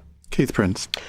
Well, I think Rachel is talking a lot of sense. I think that she's nailed it, really. It's a massive expense. The burden does fall upon the local authorities, but it's not fully funded by the government. So loads of, I think it's up to about 60 local authorities are going to have to be going cap in hand to the government to get extra loans so that they can just make their budgets balance this year. And having, been close to people who have SEND children, they want their children to be in mainstream. They don't want their children to be singled out. They don't want their children to have to go to special schools.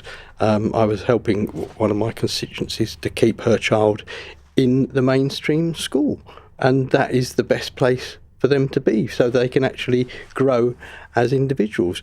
And I do think also all these statements and whatever, that they need to be reviewed on a regular basis, just because at one stage in their life a child qualified for certain funding and had certain issues, that should be reviewed on a regular basis to ensure that, one, they're getting the correct level of support now. It may be they need more, or maybe they don't need as much.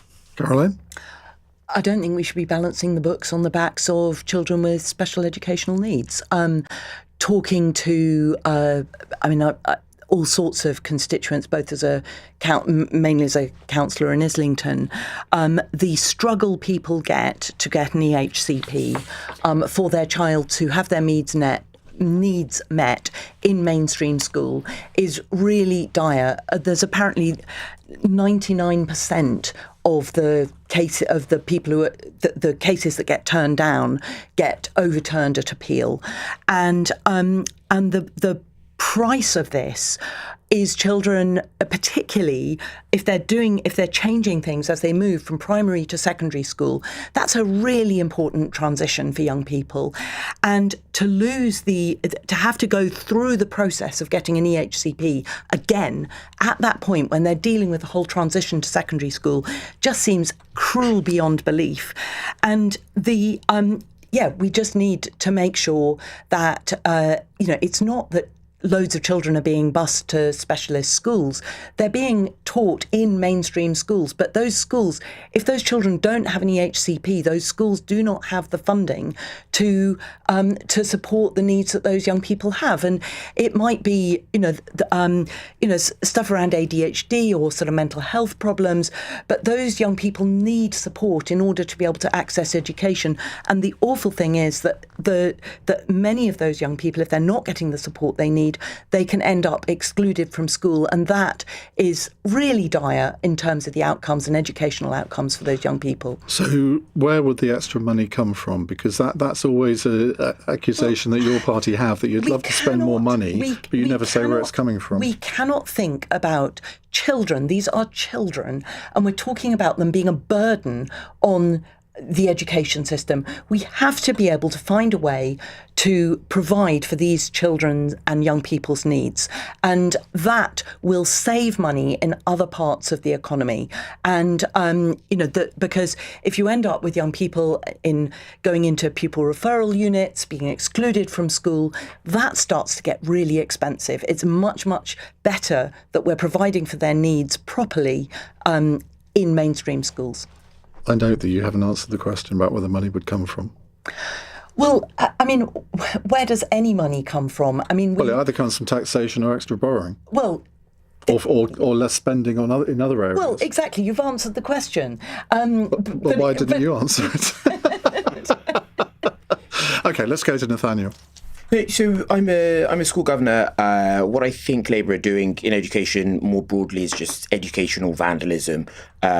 When you look at the reforms that Michael Gove put in as Education Secretary, those led to us going up 15 places on the international testing ranks. So they're done by PISA. You sort of look at different countries, and on those standardised tests, we leapfrogged, while the Conservatives were in government, 15 other countries. So I think the broader programme that this is part of is totally misplaced. But on the SEN bit specifically, I think you'll find that young people develop very quickly and often at different rates. So you may find that some are more developed in year 3 or year 6, some in year 7 or 8. So I think it is right that you reevaluate the support that you give those students, because you have to balance the needs of all the students that you have, right? You have SEN students and non-SEN students in schools, including the schools that I work with, but you have to balance the needs of all of them, because when you accept SEN students into your school, the funding does not always necessarily match the needs that they have.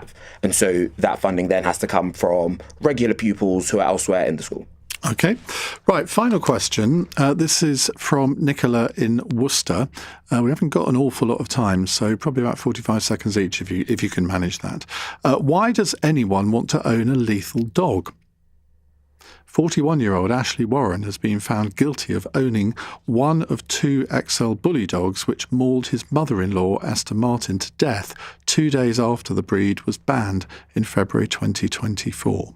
Keith? It's got to be an ego thing, hasn't it?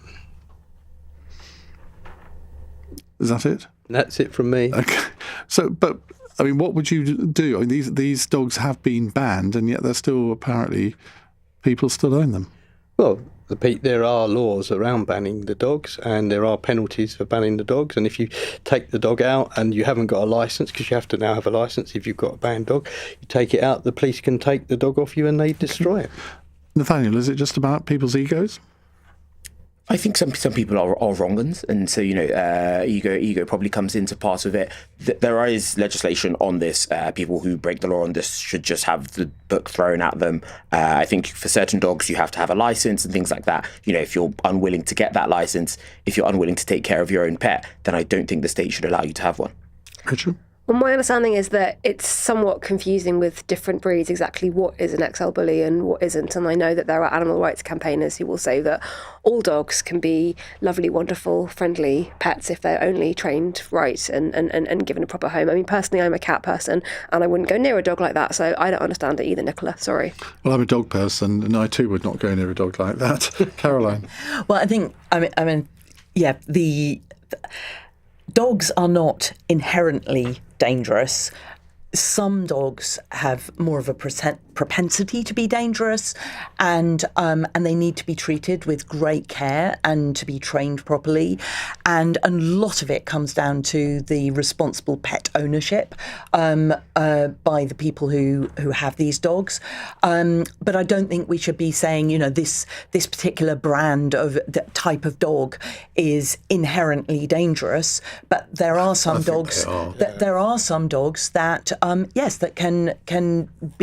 that that can behave in a way that is very dangerous. And you've got to make sure that if you own a dog like that you're able to keep it under control. See, Keith, when you and I were children, it was Alsatians that people were afraid of. Then it was Rottweilers. Now it's these XL bullies, isn't it? Indeed. Right, let's move on to our fun question, which is from Melanie in Normandy. I've loved watching the Winter Olympics and I'm so proud of the 3 gold medals Team GB have won. In a different life, I would have loved to have had a go at the skeleton sled. So what would the panel's fantasy Winter Olympic sport be, i.e. one that you would love to do or one that you think you might secretly rather be good at? Nathaniel, let's start with you. Gosh, I would love to do, but I don't think I'd be good at winter rugby. So there are already a few contests, including one in France. But I currently play a bit of rugby at the weekend. I play a bit of rugby sevens in the summer. It's very good fun. I think winter rugby on the Winter Olympics would be a sight to see.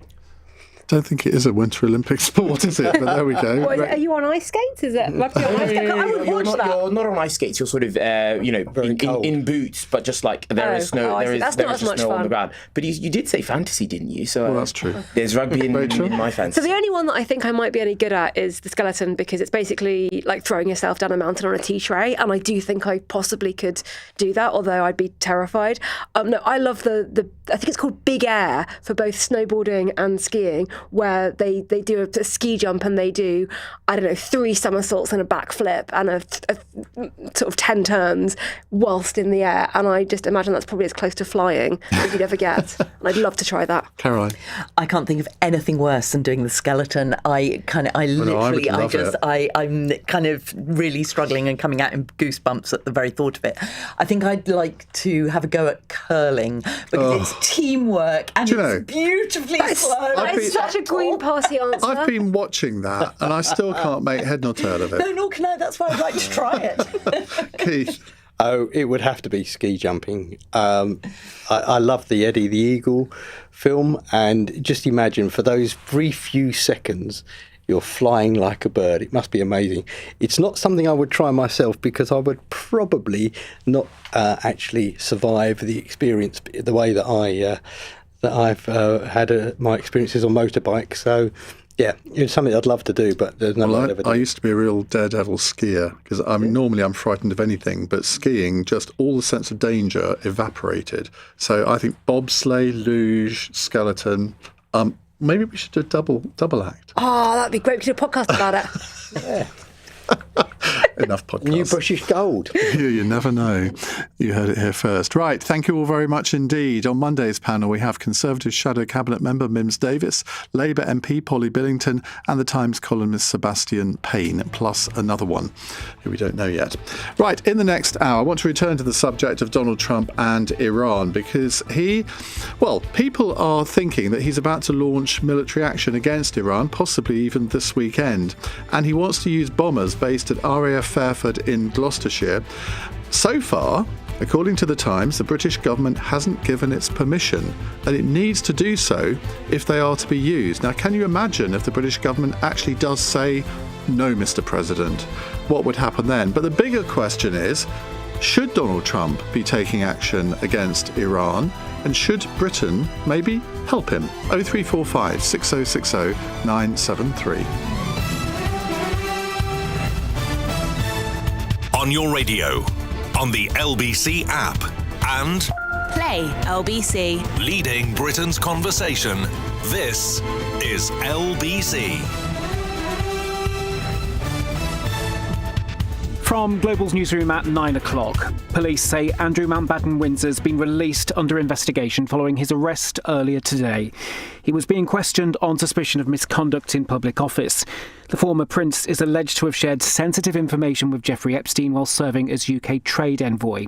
The former Duke has always denied wrongdoing. Well, Andy Hughes is LBC's crime correspondent and has the latest from the police. Thames Valley Police confirmed that searches at the property in Norfolk have now concluded, but the searches in Berkshire are still underway, and the force will not make any further statements or hold any press conferences on this matter. So now it begins the very long and arduous journey of trying to find evidence on the searches that were conducted today. Neil Basu is a former Assistant Commissioner of the Met Police and also co-host of the Crime Agents podcast.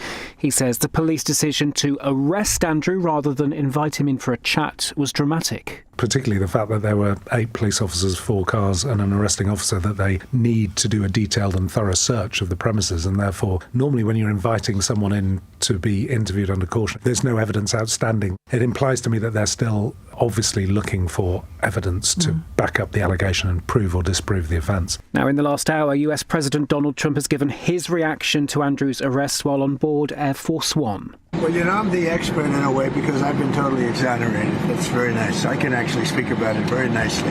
I think it's a shame. I think it's very sad. I think it's so bad for the royal family.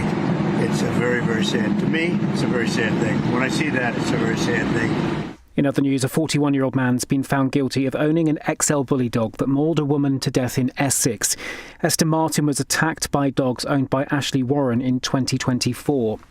The Foreign Secretary has described the imprisonment of a Sussex couple in Iran as totally unjustifiable. Lindsay and Craig Foreman have been jailed for 10 years on espionage charges, which they deny.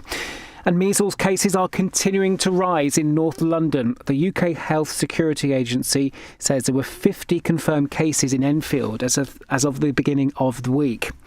In the city, the FTSE 100 has closed down 59 points at 10,627. The pound buys $1.35 and €1.14.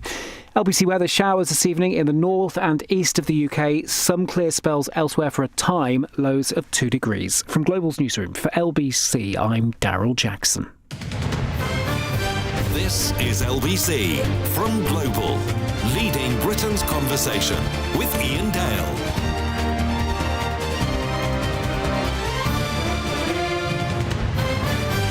Hello, a very good evening. It's 9:05 on LBC. Now, I hope you haven't forgotten the ability to pick up the phone and dial the number 0345 6060 973, because we haven't really been taking calls today on LBC because of all the legal restrictions about the former Prince Andrew case.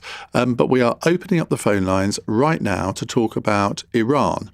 Now, the reason we're talking about Iran is because President Trump is rumoured, and it is just a rumour. I mean, this may not happen, but he's rumoured to be wanting to launch some sort of military attack on Iran, possibly as early as Saturday or Sunday.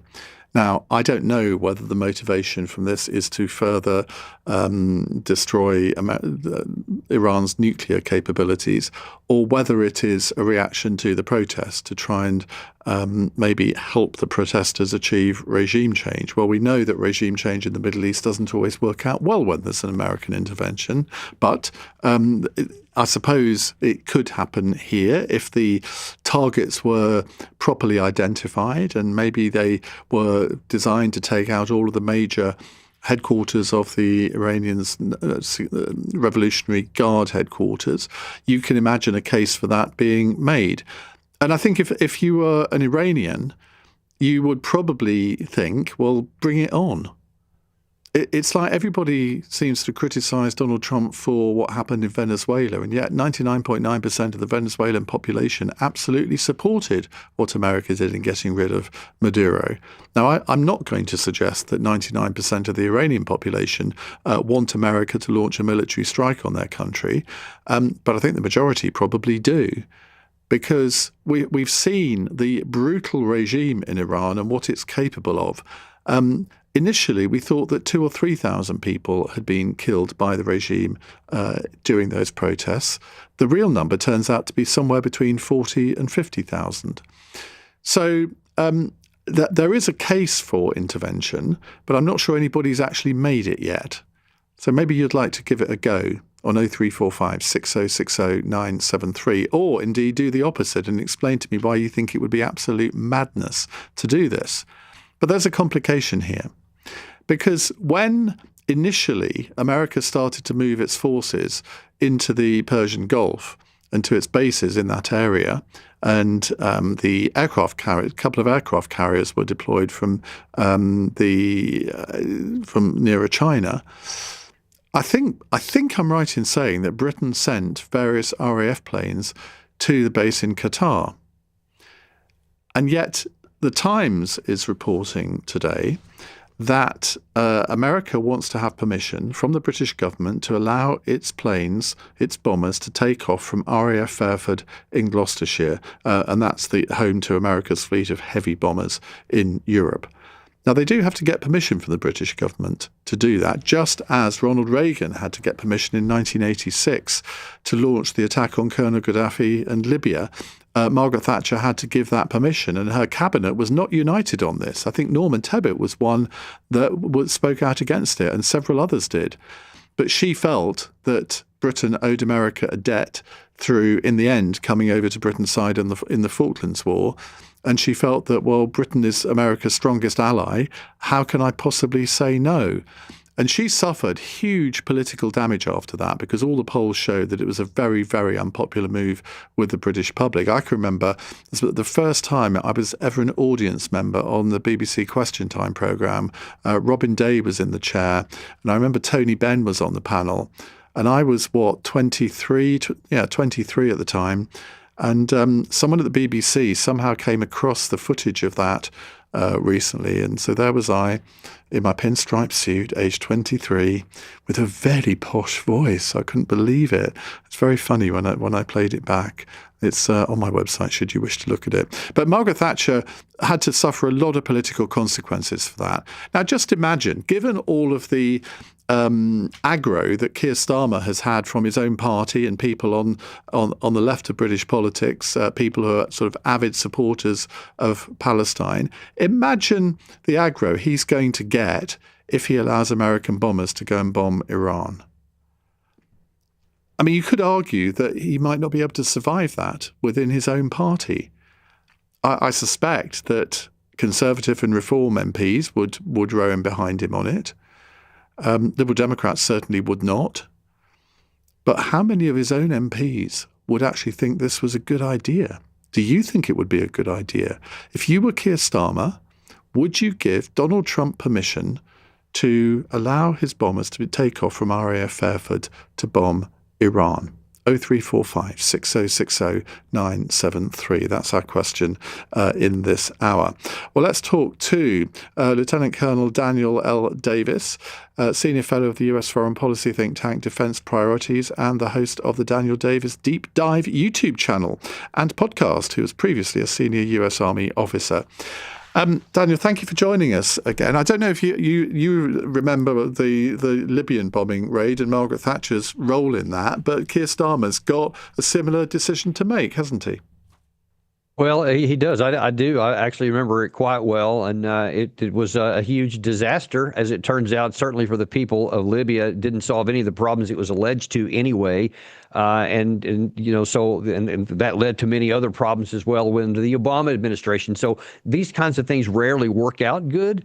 And look, the bottom line for this one is you got to start with the central question here and I'm talking on the American side at the moment. What is the legal basis for this? Can we claim that because some number of protesters in another country have been killed because they were protesting against their government? And by the way, there's huge disputes on this number. 30, 40,000 is commonly referred to in the United States, but by name, the Iranian government has admitted there were 3,000, which by itself is a big issue that they admitted that. But the Americans, to the extent of former Secretary of State Mike Pompeo, has admitted that the Mossad was on the ground to help with that. There was other potentially MI6, potentially CIA also involved with that. So there's all kinds of things that were helping to spawn that very thing. Then we said that we're going to use that as justification to go in. But there is nothing in international law that says if some country has killed some of their people and protesters, that other countries can on their own just choose to go and destroy that regime. There's no such law. If it's something that the people of the world, whether it's Britain, United States, Israel, et cetera, think that it's important enough, then you go to the United Nations, you get the Security Council resolutions, and then you have international backing, and then you can take action if your national countries support that. None of that has been done. We want it to be nice and easy. We don't like Iran. Let's go kill them all and knock the government out. And that's just a law of the jungle. And if we are going to support the rule of law as we claim, then we have to do it the right way, or we can't go in. and just start willy-nilly bombing people. Now then you have this issue here specifically. The U.S. is basically on the start line, and then now Keir Starmer says, well, you can't use our base here. Now, I think that's probably, I'm just being honest with you, if I was a British citizen, I would be for that decision, because if this goes sideways and it's an unauthorized and illegal action, I wouldn't want my country to be involved with it anyway. So I think that it depends on what happens next as to whether Keir Starmer is going to suffer political loss at home or not. And I'm just telling you, from a military perspective, this has all kinds of opportunities to go sideways and very little chance to actually succeed at regime change. That's really interesting, because I mean, who would be a prime minister in a situation like this? Because either if he says yes to Donald Trump, as I explained earlier, I think he would get the mother of all battles from his own political party. If he says no to Donald Trump, well, we know what Donald Trump is like, don't we? He doesn't forget things like that. And he's already gone back on saying the Chagos deal was a good deal. He now says it's a stupid deal again. And Britain can't go ahead with that deal unless, as I understand it, unless America agrees to it. So he's in a real bind, our Prime Minister, isn't he? Well, he is, and listen, I'm just this is reminiscent of what we just did with the Danes and Greenland. We put them in this awful situation to where they have to either potentially put military force to defend against the United States taking Greenland, or be, quote, a loyal NATO ally and just let us take whatever we want. And President Trump didn't care anything about what that would do to the Prime Minister of Denmark on the ground in the NATO country, et cetera. It caused all kinds of problems. Some of this is a problem that Keir Starmer is going to have to navigate, because he has got pressure on both sides. But a lot of this is caused because President Trump has taken actions that doesn't seem to concern himself with our best allies. And right now we're putting UK in an awful situation here. We're violating our own Constitution and our own rule of law. We're not even pretending to follow international law. And now then we want UK to follow along without any question. And whatever consequences happen, we don't seem to care about that. And if we're going to be a good ally, we better start caring about that. Well, what about being a good ally to the Iranian people who've been bravely protesting against their brutal regime? Because yet again, they are going to think the West has let them down if nothing happens.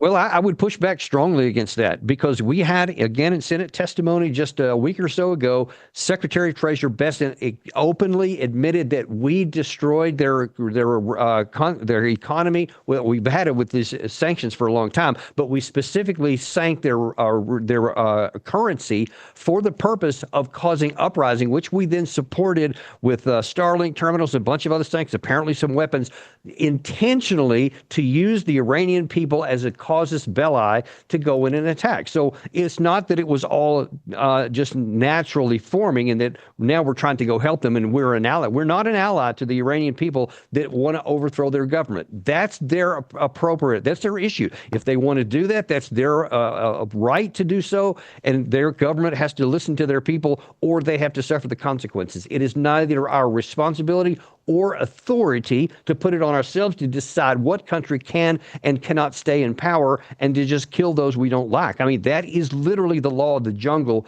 And I'm telling you, we're on the top right now, but that won't always be the case. And we won't want others applying that same law to our disadvantage later on. You mentioned the concept of international law quite a bit in your first answer. I was watching an interview, I can't remember where it was the other day or even who it was with, and somebody mentioned international law to somebody, an analyst, and they said, oh, is that still a thing? Because it seems to me that, Donald Trump, his law is international law in his head, isn't it? Well, it is, and there was, and I've used this on my YouTube show several times, where there was a compilation of a lot of people after we conducted this snatch and grab operation to completely illegally take the leader of Venezuela out, Nicolas Maduro, and there was all kinds of crowing in the U.S. media among many people. I'm talking about not just influencers, but also members of the House of Representatives and the Senate, saying there is no rule of law, there is no international law, it's the law of the jungle, and we're the lion. One particular person said it. So there are a lot of people bragging about that. And so that, of course, President Trump sees the support. And a lot of that's from the right and the left So he isn't constrained by it. So as of the moment, I think that there is no genuine international law other than a piece of paper. And I'm telling you, that is bad, bad, bad for everybody when we allow somebody who has a lot of power and influence to just do what they want, because that kind of thing that goes on elsewhere. People start seeing, well, if it works for him, it can work for this guy here. And you don't want a case where the international peace is decided by who has the most power and can exert it over others, because eventually people get tired of that and they start pushing back, and you get conflicts you should never otherwise have. And I'm telling you, this issue with Iran right now could blow up in our face, because it may not at all be this easy thing that a lot of people seem to think it is, and it could blow up in our face and kill a lot of Americans and a lot of Israelis. Daniel, great to talk to you again. Thank you very much indeed. That's Lieutenant Colonel Daniel L. Davis, Senior Fellow of the US Foreign Policy think tank Defence Priorities. Well, you heard the case there, a very eloquent case against any military action against Iran. What do you make of it? But let's assume, for argument's sake, that it is going to go ahead. What should Keir Starmer do? If you were him, would you let American heavy bombers take off from RAF Fairford and go and drop their bombs on specific targets in Iran? Or do you think, as Daniel thinks, it's utter madness? 18 minutes past 9. LBC. Big motive.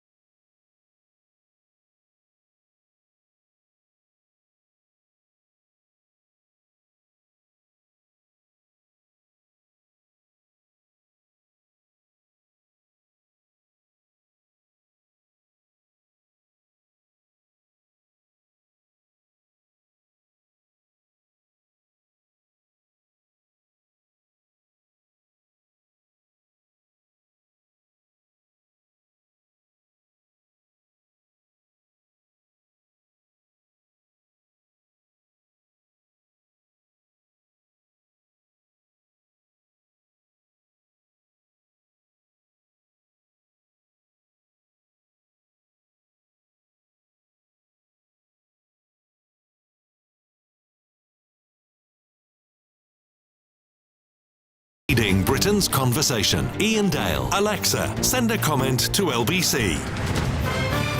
20 past 9 on LBC. So give me a call, 0345 6060 973, if you have an answer to this question. If Donald Trump does indeed launch military action against Iran in the coming days, should the UK offer to play any role in this, including allowing US bombers to take off from RAF Fairford in Gloucestershire? 0345 6060 973. Derek is in Milton Keynes, as is a first-time caller. You're very welcome, Derek. What would you like to say? Oh, thanks, Ian. I think I totally agree with Kenneth Davis. He's made a very strong point. I mean, growing up as a child in Commonwealth, Britain was the voice of reason when it comes to these international matters. I don't think it's in anyone's place to go, invade a sovereign country under the pretext of,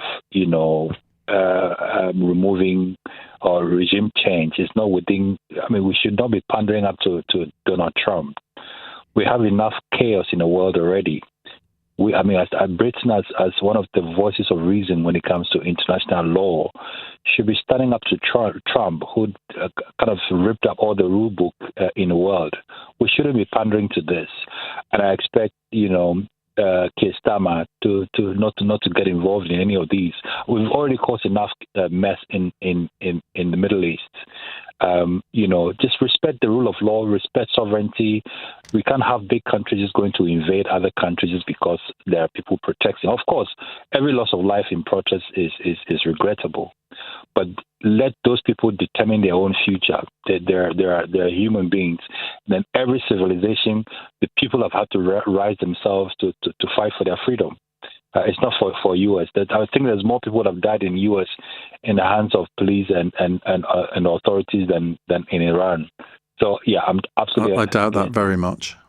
Well, over the years, I'm not talking just now, over the years, but I don't think... I mean, I'm probably over exaggerating, but what I'm saying is that the international rules, are there for a reason. We should all respect it. It's not up for America to be removing, leaders of sovereign countries. Well, let me play devil's advocate here, and I should have probably put this to Daniel Davis, but I've only just thought of it, so I'll put it to you instead. I mean, Donald Trump could come up with an argument of saying, well, this is self-defense because Iran is still intent on building a nuclear facility. And it's clear from all of the declarations that they've made over the years that we and Israel are the two countries that would be the targets of any any nuclear weapon that they manage to develop. So we're going to take them out. Now, under international law, you are allowed to act under self-defense, aren't you? Well, I'm not a lawyer, so I'll probably defer to lawyers on that. But Iran is not the only country with nuclear weapons. It's all negotiations. We have to negotiate. War does not solve any problems. I mean, I've been around long enough to know how many wars we've been involved in. It hasn't solved any problems. There's always, at the end of the day, every war, there's negotiation. So why not start and, maybe pursue the negotiation further? Well, this is what I can't quite compute here, because they have been negotiating with the Iranians over the last week, and the Iranians came out with a relatively positive statement after those talks. So you think it's very odd to go through those talks. They apparently make a little bit of progress, and then you go and bomb the hell out of the country that you're negotiating with. I don't quite see the logic of that, personally. I think it's bullying. That's what I see. It's just bullying, and we shouldn't be pandering to bullies. Donald Trump is just a bully. But you see, we are about to be bullied. In fact, we are already being bullied on this because Donald Trump has been all over the place on the Chagos deal, which I think is a very bad deal, and I would like the British government to stop it. But it's Donald Trump that is effectively stopping it now, and he's using bullying tactics to do that. And I think that's what this is all about. I think Britain has indicated that it won't allow these bombers to take off. So he says, OK, well, I'll get you back, and I won't approve the Chagos deal. That, in a sense, is it's a form of bullying, isn't it? It is. I mean, to some extent, I have to agree with you. But what I'm saying is that Britain, in the international community, Britain is very well respected as a country that believes in rule of law. Allowing people to have their democratic rights protected. I get it. There's been some excesses in Iran, which is regrettable. Like any other country, this happened. But it's not. Come on. It's not like any other country. It's not. It's not. But I'm saying that war is not the solution. Killing, bombing, sending. Look, if you have a family that is serving in the military, they're being put in harm's way. They would die. All right. We went to Iran. We went to Iraq. We went to Iraq. We went to Afghanistan. In the end, there was negotiation, right? So why don't we pursue the negotiation and just leave, our military to have their peace? They are human beings. They have children. They have families. They have dependents. Let's not do this. I think we should. UK. I believe strongly, with the respect the UK commands around the world, the UK people will stop this. Derek, that is your first time call. It was an excellent call, and we look forward to your second time call. Appreciate it. Thank you. Thank you. If only everyone was as eloquent as Derek there. It was an absolutely great call. All right, George says, 10 days ago, British fighter jets, F-35s, were sent to the British base in Cyprus. They're still there. Why do you think they were sent there?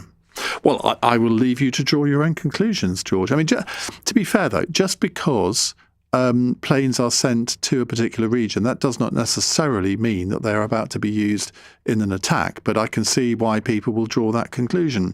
Andrew is another first-time caller in Aberdeen. Andrew, hi. Hi, good evening. I very much doubt that the Americans have asked to use the base. Trump did a presser on Air Force One, and I think he would have brought it up then. And also, the Americans really do not require Fairford as a launch pad. as they already have Lakenheath and Mildenhall in the UK. Yes, but these bombers are based at Fairford.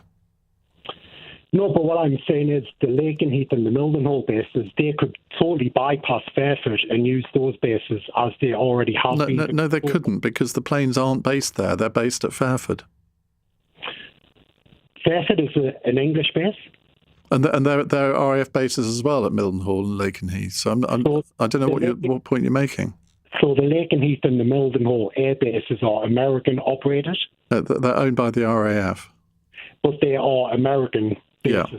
But their planes are based at Fairford, the ones they would need to use, because they're long distance, they're heavy bombers. They're not the same planes that are based at Lakenheath and Mildenhall.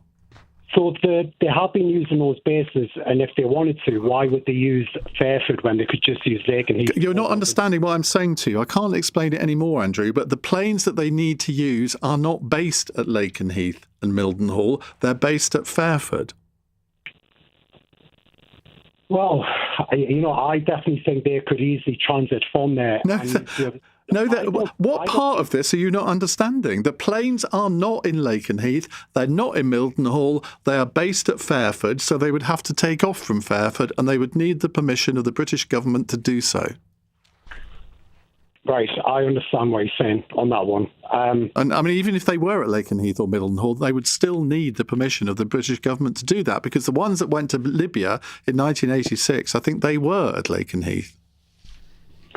Well, I know, and they have been using those. A lot of aircraft have left Lakenheath and Mildenhall, not the big strike bombers, but the F. Yeah. No, you're absolutely right. But as I say, that doesn't apply in this case. Thank you very much indeed. Right, let's go to another text. Debbie says, this American commentator, Daniel, hasn't mentioned the major issue of nuclear weapons. What Iran is capable of doing is terrifying. Well, at the moment, they're not capable of launching a nuclear weapon because they haven't got one. And I think the raids that America and Israel carried out, was it a year ago? Something like that. They were very effective. But at the time, the Americans said that they had really destroyed Iran's nuclear capability, but it seems as though that wasn't wholly the case. Right, we'll take more of your calls. We're asking, if Donald Trump does indeed launch military action against Iran in the coming days, should the UK offer to play any role in this? And should Keir Starmer give America permission to use bombers based at RAF Lakenheath? If you're a Labour supporter, I would love to hear from you on that. Because I think this is going to be, if Keir Starmer does give permission, it's going to make the welfare rebellion look like a vicar's tea party. 9:30 is the time on LBC, and Daryl Jackson has the news headlines. Police say Andrew Mountbatten-Windsor has been released under investigation. Earlier, the former prince was arrested on suspicion of misconduct in public office. It's understood it relates to allegations he shared sensitive information with Jeffrey Epstein while serving as UK trade envoy. Mr Mountbatten-Windsor has always denied wrongdoing. In other news, a police chief has praised the bravery of his colleagues who donned helmets and shields to enter a house where a woman was killed by XL bully dogs in Essex. A man's been found guilty of owning them. And funeral directors who left bodies unburied at their business in Hampshire have both been jailed for 4 years. LBC weather showers this evening in the north and east of the UK. Some clear spells elsewhere for a time, lows of 2 degrees. Call LBC now. 0345 6060 973. Text 84850. Now, we've joined with Vauxhall, proud partner of Team GB, to support our extraordinary athletes at the Milano Cortina 26 Olympic Winter Games. But it's not just Team GB showing amazing determination. We've been asking you to share your extraordinary feats for a chance to win £1,000.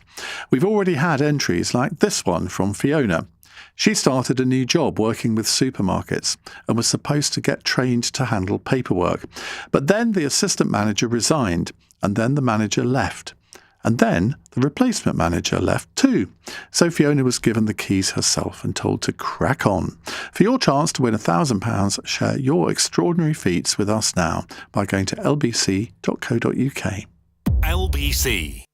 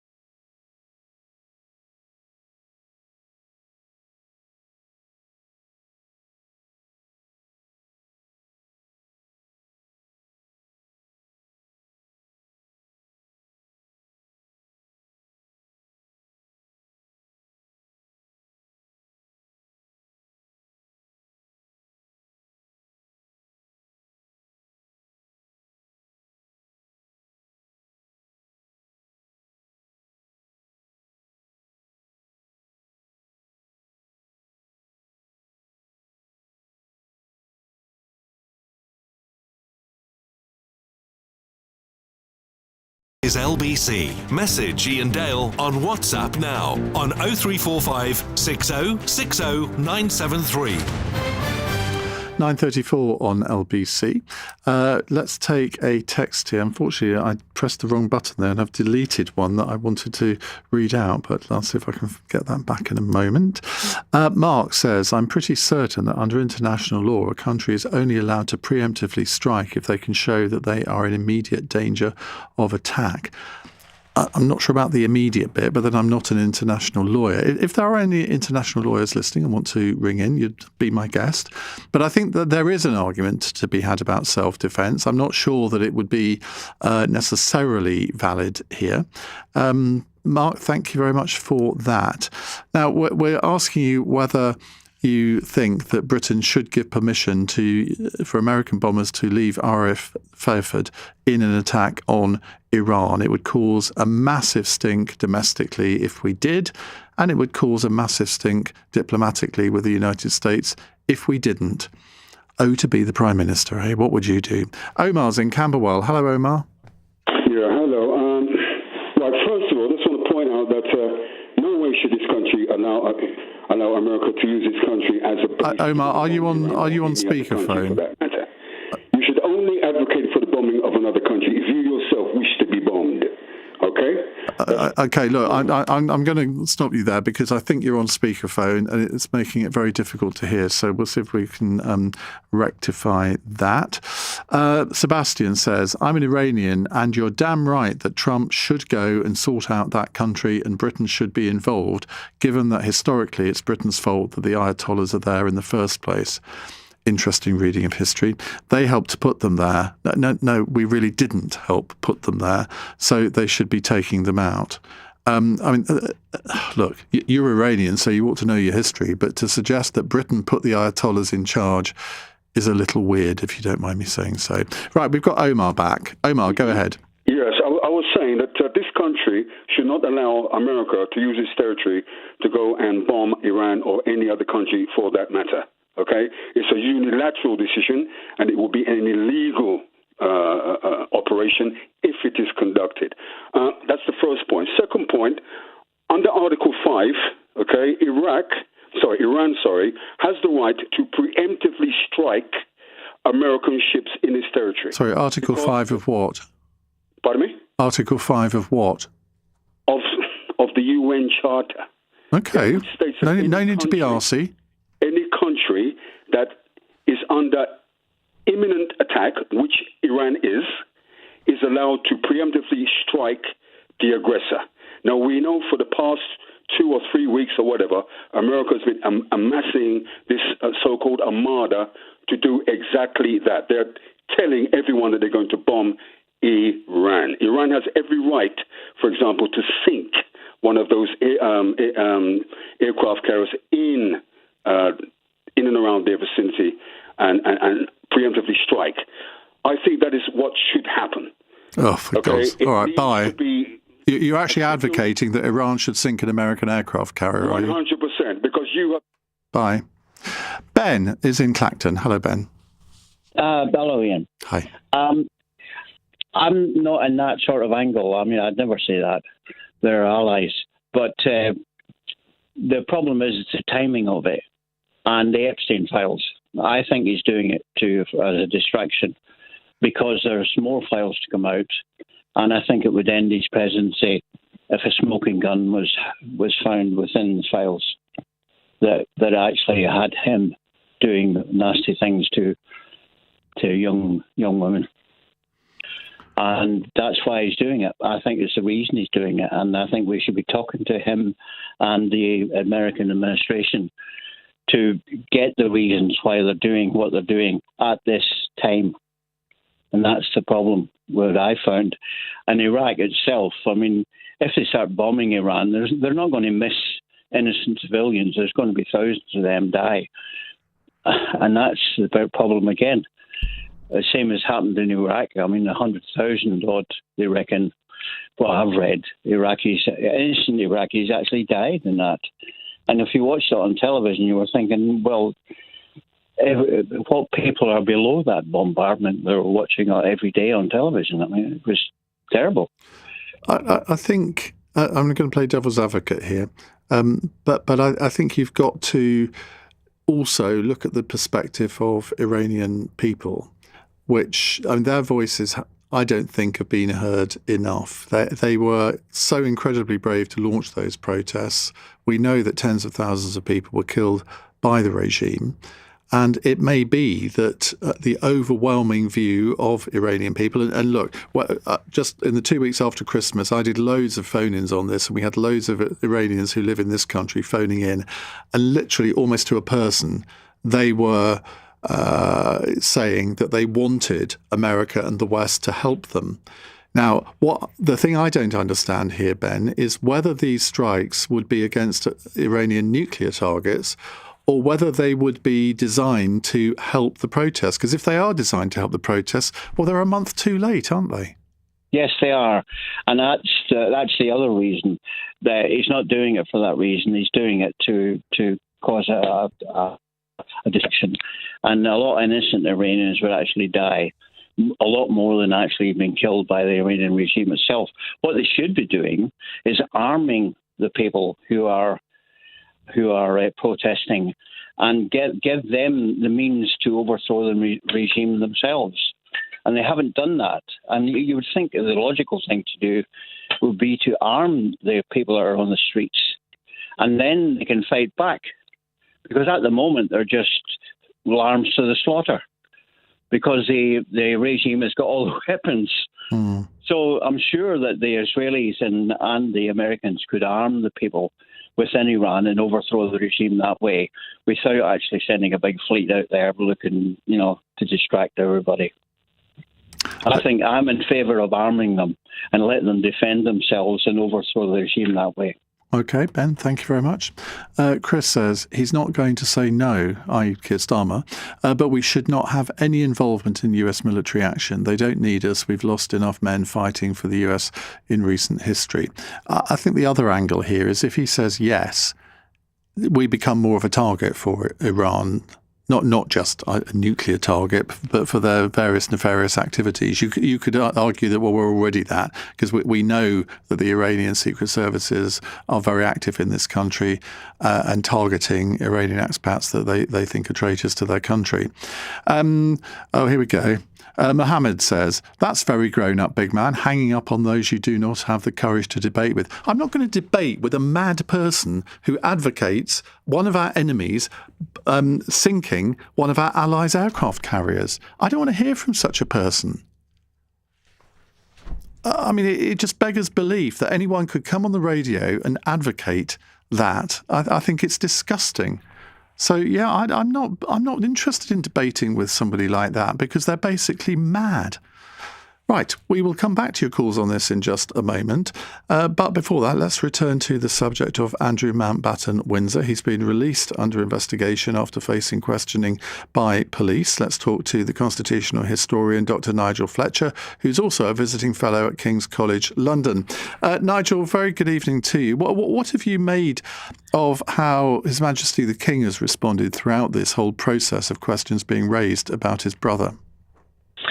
Well, I think that what we've seen throughout, and particularly since October, when he took the drastic step of removing his brother's titles as a prince, is effectively the sort of ruthless protection of the institution of the monarchy. I mean, putting aside the fact that it's the right thing to do, and that, as he's also said, that the victims are the most important thing in the whole of the Epstein business. What he has effectively done, and we've seen playing out, is him sacking his brother as a member of the royal family and excluding him from the institution of the monarchy. So the statement that we had today is extremely clear, and it's notable, I think, that it was put out in the first person. It was a direct quotation from the king, signed by him personally, rather than a sort of institutional statement from the palace, was effectively saying that this is, someone who is now a private citizen. He may be the king's brother, but he is not a member of the royal family anymore. And, the consequences of that is that he will get no protection at all. So we've seen this throughout history, that the monarchy has survived by protecting itself. And when you have a situation like this, which is not quite unprecedented, but unprecedented certainly in modern times, of a senior member of the royal family facing potentially very serious criminal investigation and charges, there is only one thing you can do as a monarch, and that is to remove that threat from any vicinity of the monarchy.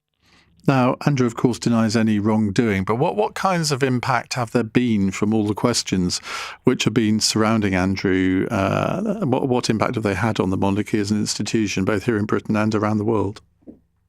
Well, obviously, the difficulty you have with something that is a family, a royal family, is that however hard you try to separate someone out from the institution, it is still a family. And constitutional historians like me sort of love looking at the kind of constitutional role that the Crown plays in our constitutional system. But to most people, when they look at the British monarchy, it's a family. And so the sort of soap opera, the Windsor soap opera, is really what a lot of people are looking at.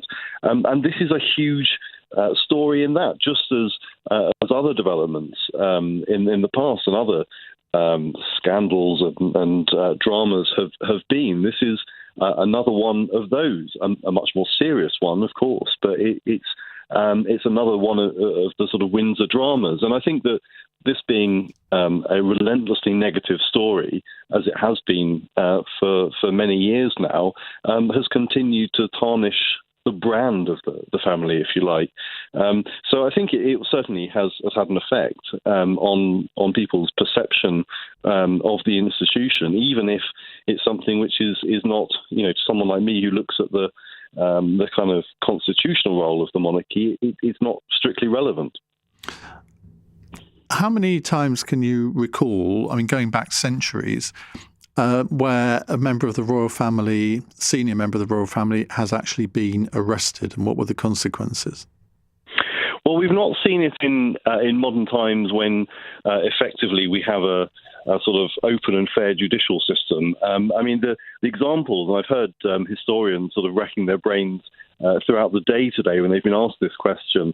Perhaps we should ask you, Ian. You've edited the book on it. No, you're in the firing line here, mate. But the examples we've had. The king himself was put on trial, Charles I, at the end of the English Civil War, and it is slightly amusing when we hear people throughout the day saying this is completely unprecedented. It's not totally unprecedented because, of course, we have had princes and princesses. Elizabeth I was imprisoned for an early part of her life as well. But the difference, and she then imprisoned her sister.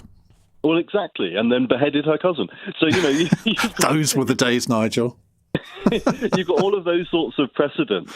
But I think when people say it's unprecedented, it's right to say that in modern times it is, because all of those previous historic cases were effectively sort of the politics of the crown. These were kind of the sort of the battles that went on for supremacy in royal dynasties.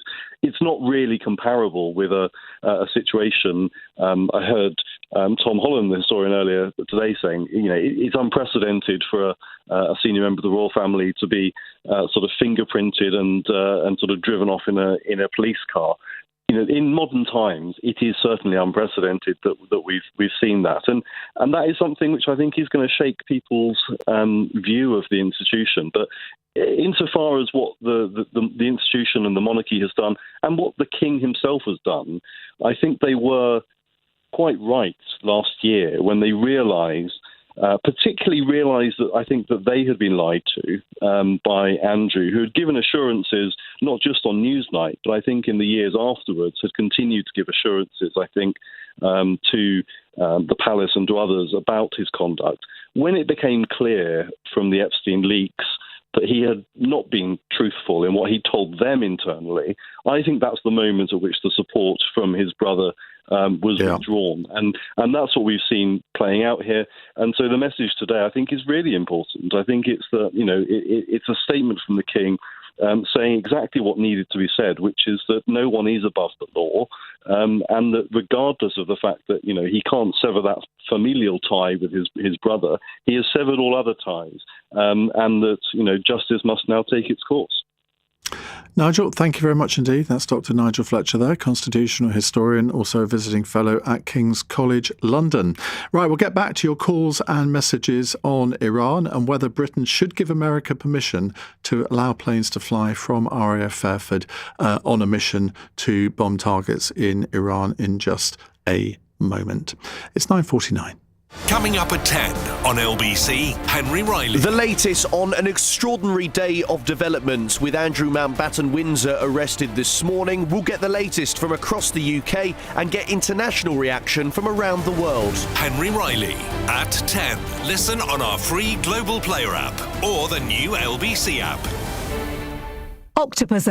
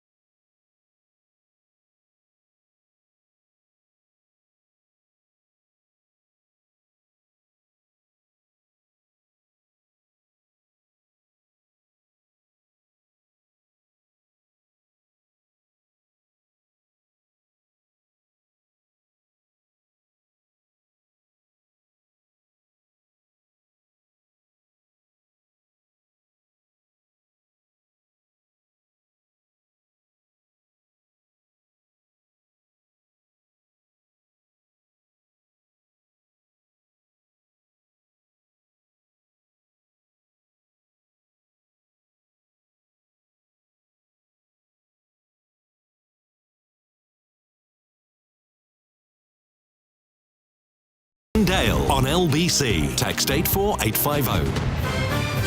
9:52 on LBC. Right, we are talking about Iran, whether America might be launching some sort of missile strike on Iran, what the motivation would be. Would it be legal under international law? And what should Keir Starmer do in either supporting an American strike with British fighter jets based in Cyprus or Qatar? And should he give permission for American fighter jets, those so-called heavy bombers, to take off from RAF Fairford?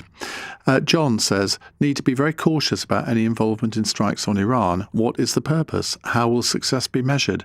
This could mean that there is a wider conflict in the region. If Iran has nuclear weapons, could they be aimed at us? Well, Iran does not have nuclear weapons, and presumably one of the points of the strikes would be to make sure that they never can have them.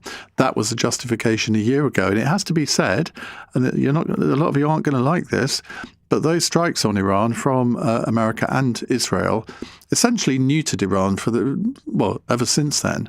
Apart from killing their own people in the tens of thousands, Hezbollah and Hamas, both organisations almost entirely funded from Iran, they have ceased to exist as viable forces.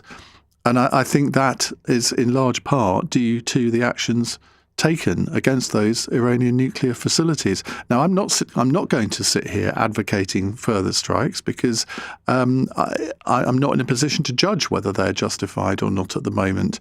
I think under international law there would be severe questions to ask, but under the UN Charter, it is self-defense is allowed.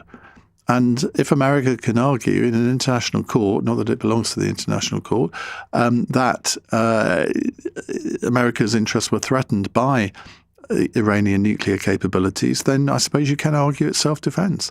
Let's go to James in Gravesend. Hi, James. Hello, Iain. How are you? Good, thank you. Well, just before I make a comment on this situation, just let me tell you, I've got something very similar on the 5th of May to what you had in Crawley. Okay? Well, good luck. Oh, yeah, I know. I need it as well. Right, now let's cut to the chase here. The regime in Tehran, we know, is an evil regime. They're quite happy to murder their own people, which they have done during these demonstrations. Now, we've said Donald Trump said to the demonstrators that he would be with them, he would be behind them, he would support them. Yeah, I suppose I agree with you when I say, well, it should have been done weeks ago, shouldn't it? I agree with that. Now, in terms of the use of the American military bases in this country, which, as you say, RAF Fairford and Diego Garcia, I think one of the reasons why the government is getting itchy feet about it is because it would inflame certain public sentiment in this country.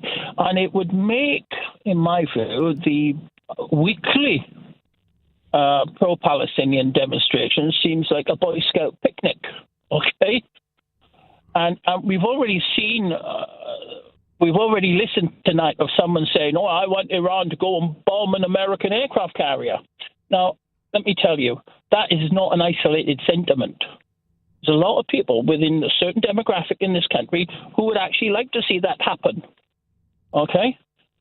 But I think if you can make the case that the regime pose a clear and present danger to the good order of the world and to the peaceful world, then you might be able to get a justification for launching strikes. It's clearly, to me, it's about regime change. It would be about regime change, and I would support that because it's an evil regime. There's no doubt about it. And if you speak to people on the ground, they actually live in fear of this regime, and no person should live in fear of their government. But people in Iran fear their government because the tentacles in it are in every part of Islamic society. And if you say anything against the supreme leader or anything like that, you're banged up and you're probably knocked off. Carry on. Yeah, exactly. James, thank you very much indeed. Bob says it's RAF Thetford, not RAF Fairford. Bob, you could not be more wrong. Believe me, I know my Norfolk. There is no such thing as RAF Thetford. I've driven past RAF Fairford in Gloucestershire, so I'm afraid, mate, you're wrong on that. Must stop calling people mate. Shailesh says, just wondering if the Iran situation escalates and quite a bit of Iran's oil goes to China. If this, well, it already does. If this oil supplies to China is disrupted, how will this play out with China? Iain, whenever the US gets involved in the Middle East, it always leaves us in Europe a problem.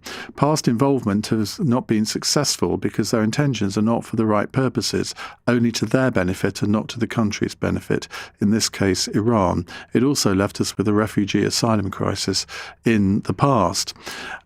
Well, thank you very much indeed for all of your calls, apart from one this evening, and all the messages that you've been sending. It's a slightly odd evening in a way, given the situation with the Andrew arrest and the fact that we all have to be very careful about contempt of court issues, but thanks for your understanding on that.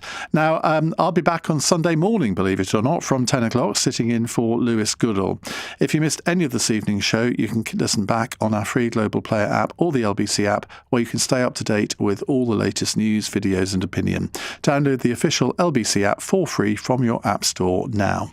Coming up at 1 on LBC, it's Clive Ball. But right now, in for Ben Kentish, here's Henry Riley. Thank you very much, Ian. Good evening. At 10 o'clock. There's a slight problem with the sweating. I have a peculiar medical condition, which is that I don't sweat. The arrest of Andrew, formerly known as Prince, this morning will bring you the latest on an extraordinary day of developments. The first time a senior